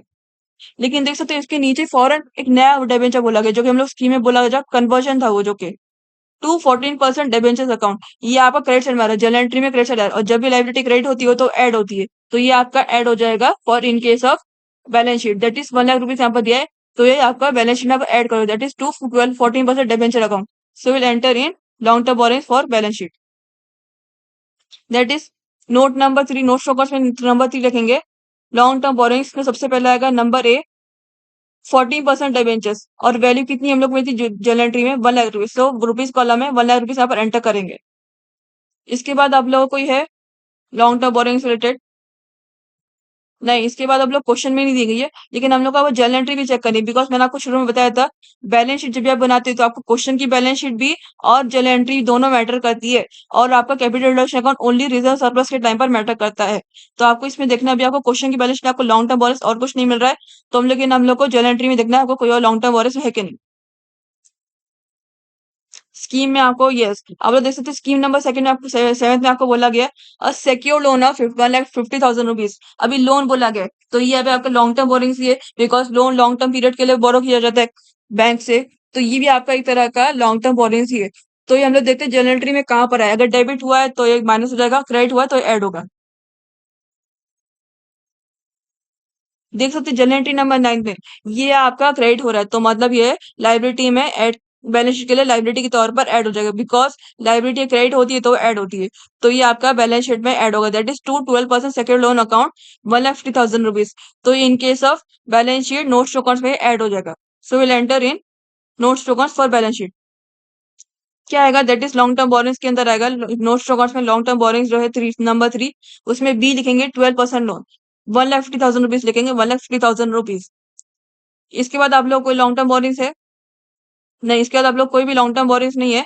ये अभी इसका लॉन्ग टर्म बोरिंग्स का टोटल निकालते हैं नोट्स अकाउंट्स पे, सो टोटल मिलेगा कितना मिलेगा हम लोग को 1 lakh plus 1,50,000 2,50,000, so total long term borrowings equals to rupees 2,50,000 rupees, rupees column में लिखेंगे। फिर ये कौन सा था, नोट नंबर 3 था, सो will enter in note balance sheet, that is non current liabilities में आएगा number a long term borings note number 3, और कितना हम लोग को मिला था total 2,50,000 rupees, so rupees column में आएगा 2,50,000 rupees.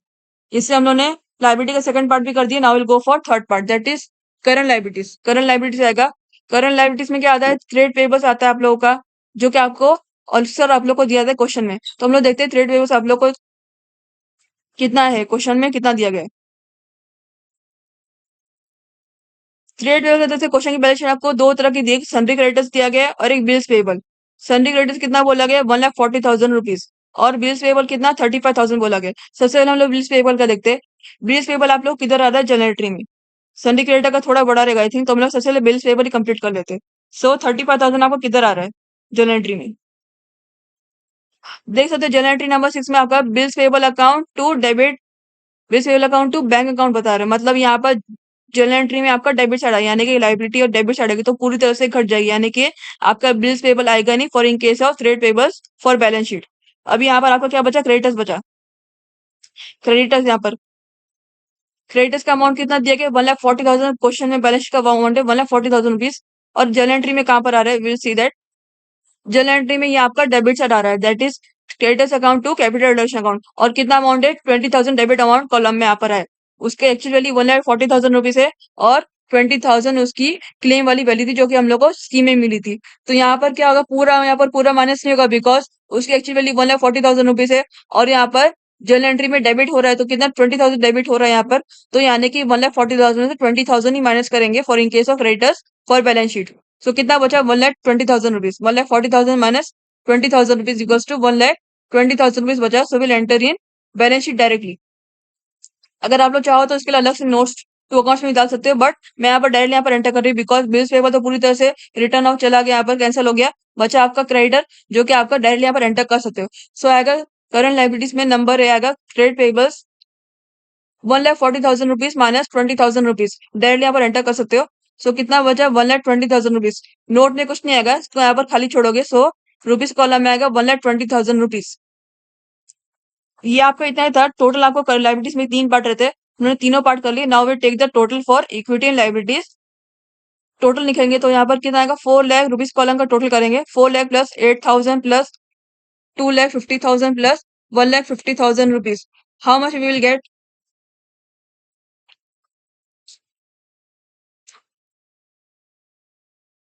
4 lakh plus 8 lakh plus 2,50,000 plus 1,20,000 is equal to 7,70,000 rupees, we will get 7,70,000 rupees. तो यहाँ पर total equity liabilities equal to 7,70,000 rupees आप लोगों को मिल गई। इससे हम लोग ने लाइबिलिटीज का पार्ट कंप्लीट कर दिया। अभी हम लोग बैलेंस शीट का सेकंड पार्ट देखते हैं, that is second is assets. So will enter it. Number 2 आएगा एसेट्स। एसेट्स में आपके दो पार्ट आते हैं बैलेंस शीट को, एक नॉन करंट एसेट्स आता है और एक करंट एसेट्स आता है। लाइबिलिटी है तो तीन पार्ट आता है और एसेट्स जो है आपका दो टाइप के आते हैं, that is non current assets और करंट एसेट्स। सबसे पहले नॉन करंट एसेट्स देखते हैं। नंबर 1 आएगा नॉन करंट एसेट्स। उसमें सबसे पहले नंबर ए आता है प्रॉपर्टी प्लांट एंड इक्विपमेंट। ये आपका बहुत ही कॉमन है, हर एक सम में आपको बैलेंस शीट को लेकर ये वाली एंट्री आपकी आती है एसेट्स में। तो प्रॉपर्टी प्लांट एंड इक्विपमेंट, उसमें आपको क्या देखना है, उसमें आपको दो टाइप के एसेट आते हैं, एक आपको टेंजिबल फिक्स एसेट आता है, एक इनटेंजिबल फिक्स एसेट आता है। तो हम लोग यहाँ पर देखते हैं वन बाय वन। सबसे पहले टेंजिबल फिक्स एसेट देखते हैं। क्वेश्चन की बैलेंस शीट आपको एसेट्स को लेकर क्या बोला गया, टेंजिबल फिक्स एसेट्स। देखते हैं क्वेश्चन बैलेंस शीट आपको कौन से एसेट दिए टेंजिबल फिक्स एसेट्स वाले। एक फर्नीचर है, एक plant and machinery, land and building, ये आपके टेंजिबल फिक्स एसेट्स है। इसके बाद आप लोग को कोई नहीं, इसके बाद आप लोग की कोई टेंजिबल फिक्स एसेट्स नहीं, और गुडविल है, पेटेंट्स है, ये आपके इनटेंजिबल फिक्स एसेट्स है। और profit and loss account share expense ये आपका नहीं आएगा बैलेंस शीट में, बिकॉज ये आपके फिक्टिशियस एसेट्स है। फिक्टिशियस एसेट्स आप लोग के बैलेंस शीट में नहीं आते। तो यहाँ पर टेंजिबल कौन से ऐसे कौन से हुए, furniture, plant and machine, land and building. अभी हम लोग देखते हैं इन तीनों को लेकर जर्नल एंट्री में क्या क्या बोला गया। इनके अमाउंट कितने हैं, फर्नीचर का अमाउंट 35,000 है, प्लांट एंड मशीन का अमाउंट 6 लाख है, लैंड एंड बिल्डिंग का 6,50,000 रुपीज है। सबसे पहले फर्नीचर का देखते हैं, ये आपको जर्नल एंट्री में कहाँ पर आ रहा है। एसेट्स का रूल क्या है, एसेट्स अगर डेबिट होता है तो वो ऐड होता है, क्रेडिट होता है तो माइनस होता है, बिकॉज एसेट्स को नॉर्मल डेबिट बनने से थे, अगर उसकी वैल्यू अप्रिशिएट हुई यानी कि बढ़ी तो वो ऐड होगा, अगर घटी या फिर रिटर्न ऑफ एसेट्स तो वो माइनस होगा। तो हम लोग देखते हैं जर्नल एंट्री में कहाँ पर आ रहा है। अगर जर्नल एंट्री में एसेट्स डेबिट साइड आ रहा है तो ऐड होगा बैलेंस शीट को लेकर, और क्रेडिट साइड आ रहा है तो वो माइनस होगा। So you will say that for first furniture वाले को 35,000 से कहाँ पर दिया फर्नीचर। देख सकते जनरल एंट्री नंबर 8 में आपको क्या दिया गया, capital reduction account debit to furniture को। यहाँ पर आपका फर्नीचर जो है आपका क्रेडिट हो रहा है यहाँ पर, तो मतलब ये आपका ऐसे और ऐसे जब भी क्रेडिट होता है तो माइनस होता है। और कितनी वैल्यू से क्रेडिट हो रहा है, 10,000 रुपीज, और एक्चुअल वैल्यू की कितनी क्वेश्चन बैलेंस शीट में 35,000। सो 35,000 माइनस 10,000 करेंगे 25,000 मिलेगा, यानी कि आपका बैलेंस शीट में आपका 25,000 रुपीज आएगी फर्नीचर को लेकर। सबसे पहले हम लोग नोट्स अकाउंट्स में इसकी एंट्री यहाँ पर डालते हैं फर्नीचर को लेकर। तो आएगा क्या, नोट्स अकाउंट से नंबर 4 आएगा property plant and equipment. Tangible fixed ऐसे लिखेंगे, सबसे पहले लिखेंगे नंबर ए फर्नीचर। फर्नीचर की बैलेंस शीट की वैल्यू कितनी, 35,000 रुपीज थी। फिर लिखेंगे लेस डेप्रिसिएशन, डेप्रिसिएशन इसलिए बिकॉज ये जनरल एंट्री में क्रेडिट साइड आ रहा है। ऐसे जब भी डेप्रिशिएट होता है तो वो जनरल एंट्री में क्रेडिट साइड आता है। तो यहाँ पर उसकी वैल्यू कितनी थी, जनरल एंट्री मिली थी 10,000। सो 35,000 माइनस 10,000 लेस डेप्रिसिएशन लिखेंगे, फिर 10,000 लिखेंगे ब्रैकेट में। So 35,000 minus 10,000 equals to 25,000 rupees. So outer column में लिखेंगे 25,000 रुपीज फॉर फर्नीचर। इससे हम लोग ने फर्नीचर वाली एंट्री डाल दी है। Now will go for second tangible assets.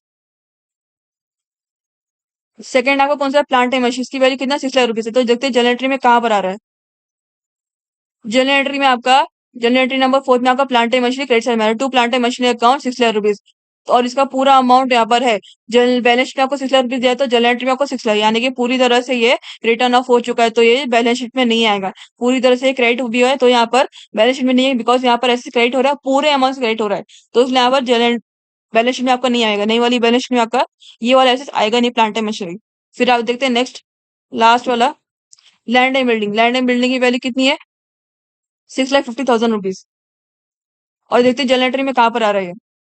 General entry में देख सकते हैं capital reduction account to furniture account to land and building. Again ये फर्नीचर की तरह ये भी आपका जनरल एंट्री में क्रेडिट साइड आ गया, और उसका वैल्यू कितनी क्रेडिट अमाउंट कॉलम में दिए 70,000 रुपीज, और उसकी क्वेश्चन की बैलेंस में वैल्यू कितनी 6,50,000 रुपीज। सो 6,50,000 में से 70,000 माइनस करेंगे, जो वैल्यू आपको मिलेगी वो आपको बैलेंस शीट में डालनी है एज अ टेंजिबल एसेट्स करके। सो हम यहाँ पर देखते हैं नोट्स अकाउंट्स में पर एंटर कर दे। सो नोट्स अकाउंट्स में पर आएगा property plant number 4 property plant equipment. Second part से बी आएगा that is land and building. Question की बैलेंस शीट में कितनी वैल्यू दी गई थी, 6,50,000 की वैल्यू दी गई थी। फिर लेस डेप्रिसिएशन करेंगे, बिकॉज जनरल एंट्री में क्रेडिट हो रहा है land and building, so less depreciation करेंगे। और जनरल एंट्री में कितनी वैल्यू थी उसकी 70,000। सो 6,50,000 माइनस ब्रैकेट में डालेंगे 70,000 रुपीज डेप्रिसिएशन के आगे, तो कितनी वैल्यू मिलेगी 5,80,000 rupees. So outer amount column में 5,80,000 रुपीज यहाँ पर एंटर करेंगे। अभी इससे आपका सारे के सारे टेंजिबल एसेट्स हो गए। अभी इसका टोटल निकालते हैं, टेंजिबल एसेट का टोटल निकालते हैं। तो यहाँ पर फर्नीचर का 25,000 मिला था, लैंड एंड बिल्डिंग का 5,80,000। सो टेंजिबल टोटल कितना आएगा 6,05,000 आपको टोटल मिलता है, यानी कि टोटल टेंजिबल फिक्स एसेट का अमाउंट निकला 6,05,000 रुपीज आप लोगों को टेंजिबल एसेट्स का अमाउंट मिला। अभी हम लोग का टेंजिबल हो गया, now will go for intangible. उसके बाद हम लोग को यहाँ पर अमाउंट मिलेगा, वो हम लोग property plant and equipment transfer करेंगे। नोट नंबर 4 का देखते हैं इंटेंजिबल एसेट्स कौन से आपके दिए गए। क्वेश्चन के बैलेंस आपको दो टाइप के इंटेंजिबल एसेट, एक गुडविल है और एक पेटेंट्स है। तो हम लोग देखते हैं जर्नल एंट्री में कहाँ पर आया। गुडविल का अमाउंट 25,000 है, पेटेंट्स का अमाउंट 15,000 रुपीज है। So will see in journal entry. देखते सकते हो जर्नल एंट्री नंबर 7 में आपको क्या बोला है, capital reduction account to goodwill account to patents account. Again ये भी आपका जर्नल एंट्री में क्रेडिट चला है, और कितना अमाउंट आ रहा है, टू गुडविल अकाउंट को 25,000 अमाउंट है और टू पेटेंट्स अकाउंट 15,000 अमाउंट है। सेम अमाउंट से यहाँ पर आ रहा है, क्वेश्चन की बैलेंस शीट जो आपको दिया गया था वही अमाउंट से यहाँ पर रिटर्न ऑफ हो रहा है पूरी तरह से। तो मतलब ये दोनों के दोनों ऐसे आप लोग के बैलेंस शीट में आएंगे नहीं, नोट्स अकाउंट्स में भी नहीं आएंगे, बैलेंस शीट में भी नहीं आएंगे, ताकि उधर एंटर होगा ही नहीं अभी ये। तो मतलब आपका पूरी तरह से इंटेंजिबल फिक्स ऐसे पूरी तरह से कैंसिल हो गया। ओनली आपको टेंजिबल फिक्स एसेट डालना है प्रॉपर्टी प्लांट एंड इक्विपमेंट को ले। तो कितना हम लोग को नोट्स अकाउंट मिला था property plant and equipment tangible एक्सेस का 6,05,000, और कौन सा था, note number 4। So will enter in note number 4 for balance sheet. सो लिखेंगे that is balance sheet assets में लिखेंगे नॉन करंट लायबिलिटी एसेट्स को लेकर property plant and equipment note number 4 rupees column में लिखेंगे 6,05,000 रुपीज। फिर अभी हमने नॉन करंट एसेट्स कर दिए। Now will go for second that is current assets. Assets के दो टाइप रहते हैं, नॉन करंट एसेट्स जो कि हम लोगों ने कर दी। सेकंड आता है करंट एसेट्स। तो करंट एसेट्स में लिखेंगे, इसमें तीन टाइप के आपको एसेट्स आते हैं। एक आपको इन्वेंट्रीज आता है, ट्रेड रिसीवर्स, और एक कैश एंड कैश इक्विपमेंट। सबसे पहले हम लोग यहाँ पर इन्वेंट्रीज देते हैं। Number A inventories. इन्वेंट्रीज मतलब क्या, स्टॉक। तो हम लोग देते हैं क्वेश्चन की बैलेंस शीट आपको इन्वेंट्रीज का क्या बोला गया है, स्टॉक को लेकर। क्वेश्चन की बैलेंस शीट आपको क्या बोला गया, एसेट साइड में स्टॉक को लेकर। स्टॉक इन ट्रेड की वैल्यू कितनी, 80,000 रुपीज दी गई है। और जनरेटरी में कहाँ पर आ रहा है ये देखते हैं। जर्नल एंट्री में आपका जर्नल एंट्री नंबर ए देख सकते हो, capital reduction account to stock in trade account. ये आपका जर्नल एंट्री में ये भी आपको क्रेडिट आ रहा है। कितना अमाउंट आ रहा है, 12,000 रुपीज। ये आपका रिवेल्यूशन वाले में आया था, लेकिन ये आपका ट्रेड हो रहा है, यानी कि क्या, एसेट्स की यहाँ पर वैल्यू गिर रही है। बिकॉज एसेट्स जब ट्रेड होता है तो उसकी वैल्यू गिरती है। तो क्या होता है, ये आपका बैलेंस शीट में ये वाला अमाउंट माइनस हो जाएगा from the balance sheet amount. Balance sheet में अमाउंट कितना था इसका, 80,000 रुपीज का अमाउंट था, और यहाँ पर जनरेटरी में क्रेडिट से कितना 12,000 रुपीज यहाँ पर मिला है। तो हम लोग इन दोनों का अमाउंट माइनस करेंगे और उसकी अमाउंट जनरेट बैलेंस शीट में डालेंगे, जो आपकी नई वाली बैलेंस शीट है। So will enter in case of first notes to accounts में एंटर करते हैं। सो नोट नंबर 5 आएगा इन्वेंट्रीज। क्वेश्चन की बैलेंस शीट कितना था, स्टॉक का अमाउंट 80,000 रुपीज, और 80,000 अमाउंट यहाँ पर एंटर करेंगे। फिर less return of, general entry में आपको किधर क्रेडिट साइड में आया था, सो यहाँ पर लेस रिटर्न ऑफ होगा यहाँ पर। तो यहाँ पर कितना अमाउंट यहाँ पर जनरल एंट्री मिला था, 12,000। सो ब्रैकेट में डालेंगे 12,000 rupees. So 80,000 minus 12,000 is equal to कितना, 68,000 रुपीज आपको मिला, यानी कि 68,000 रुपीज इन्वेंट्रीज का टोटल अमाउंट आपको मिला। ये आपका जाएगा बैलेंस शीट में नोट नंबर 5 करके इन इन्वेंट्रीज। सो यहाँ पर लिखेंगे बैलेंस शीट में, बैलेंस शीट के अंदर एसेट्स क्या है वो लिखेंगे, इन्वेंट्रीज में लिखेंगे नोट में नोट नंबर 5, और रुपीज में लिखेंगे 68,000 रुपीज। अभी से आप लोग का इन्वेंट्रीज हो गया। Now will go for second B1 that is trade receivables. Trade receivables में मतलब क्या, ट्रेड सॉरी सैंडी डेटर्स और बिल्स रिसीवेबल, ये आपके ट्रेड रिसीवर्स में आते हैं। तो हम लोग देखते हैं आपकी क्वेश्चन की बैलेंस शीट आपको इससे क्या क्या बोला गया है।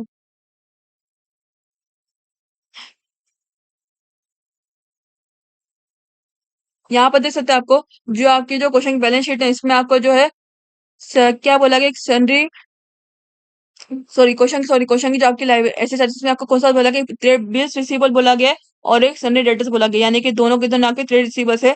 तो सबसे पहले हम लोग बिल्स रिसीवेबल वाला ट्रांसफर करते हैं, फिर हम लोग सन्डे डेटर्स का थोड़ा लंबा रहेगा इसलिए हम लोग उसको बांधे देखते हैं। सबसे पहले बिल्स रिसीवेबल कितने, उसका अमाउंट कितना, 15,000 अमाउंट है। और जनरेटरी में कहीं पर आया क्या देखते हैं पहले।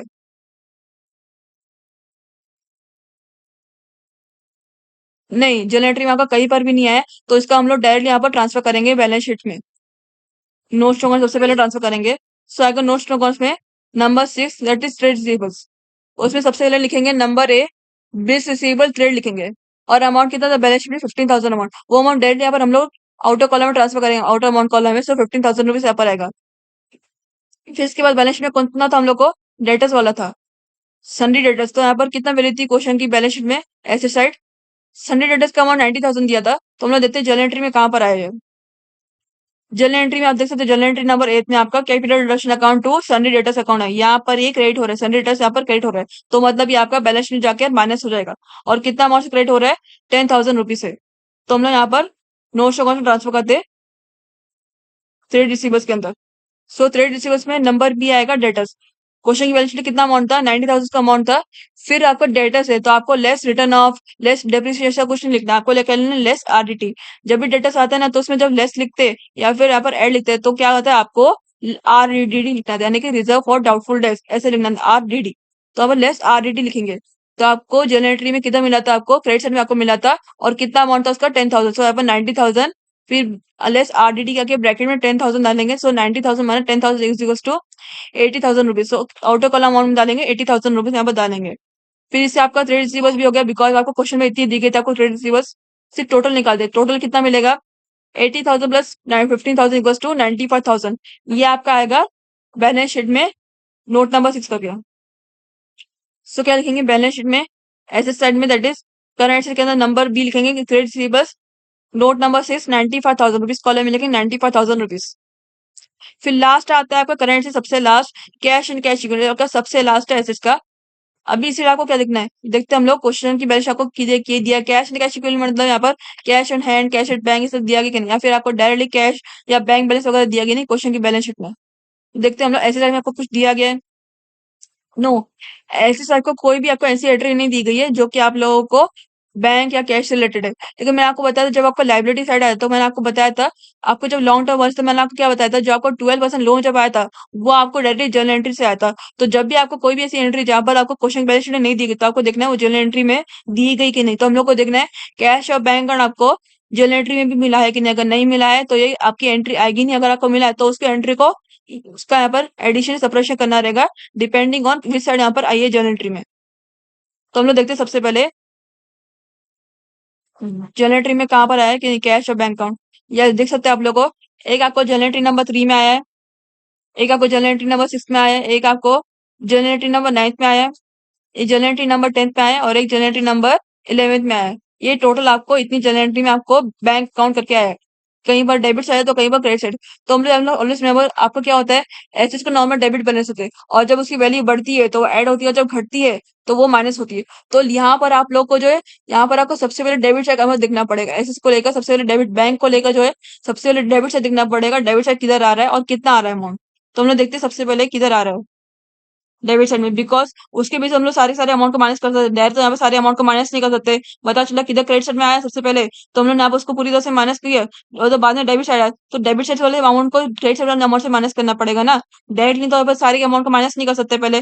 पता चला दो तीन एंट्री में आपका क्रेडिट साइड में आया, हमने सोचा यहाँ पर पूरी तरह से माइनस हो गया तो माइनस छोड़ दो उसको पूरी तरह से एंट्री। नहीं, ऐसा नहीं होगा। सबसे पहले आप लोग को देखना पड़ेगा डेबिट साइड में कौन सी एंट्री आई, बैलेंस की एंट्री डेबिट साइड में आई कि नहीं, वो वाली एंट्री सबसे पहले आपको लेनी पड़ेगी। उसकी एंट्री के अकॉर्डिंग आप लोगों को सारे सारे क्रेडिट साइड जो एंट्री आई आपकी बैंक की उससे माइनस करना पड़ेगा। तो देखते हैं हम लोग को जर्नल एंट्री नंबर 3 में आपको क्रेडिट साइड में आया, 6 में भी सेम है। जर्नल एंट्री नंबर 9 में आपको डेबिट साइड, बैंक अकाउंट जो आपका ऐसे क्या होकर डेबिट साइड में आया। फिर आपको नहीं, आपको ओनली जर्नल एंट्री नंबर 9 में आपको बैंक अकाउंट डेबिट साइड है, कितना 1,50,000 रुपीज ये आपका लेंगे और इसके बेस पर आप सारे के सारे जो क्रेडिट साइड अमाउंट है उसको माइनस करेंगे। तो हम लोग सबसे पहले देखते हैं बैंक अकाउंट में कितना आया। जर्नल एंट्री नंबर 9 में bank account debit amount column में 1,50,000 रुपीज यहाँ पर आया। सो हम लोग यहाँ पर देखते हैं दैट इज सबसे, इसके बाद देखते हैं इसके बाद कुछ जरा है सीक्वेंस में देखते हैं अभी सीक्वेंस वाइज। तो सीक्वेंस वाइज किधर जर्नल एंट्री नंबर 3 में किधर आया, टू बैंक अकाउंट यहाँ पर आया है। प्रीफेस डिविडेंड को लेकर कितना 40,000, क्रेडिट अमाउंट कॉलम में कितना 40,000 रुपीज है। तो यहाँ पर 1,50,000 माइनस जो कि आपको लोन वाले में मिला था और आपको डेबिट है तो 1,50,000 माइनस 40,000 करेंगे तो कितना 1,10,000 अमाउंट बचता है, यानी कि 1,10,000 आपको अमाउंट बचता है अभी तक बैंक का। फिर अभी देखते हैं नेक्स्ट एंट्री में यहाँ पर कहाँ पर आपको मिला है बैंक। जर्नल एंट्री नंबर 6 में आप देख सकते हैं आपको टू बैंक अकाउंट 35,000 मिला है।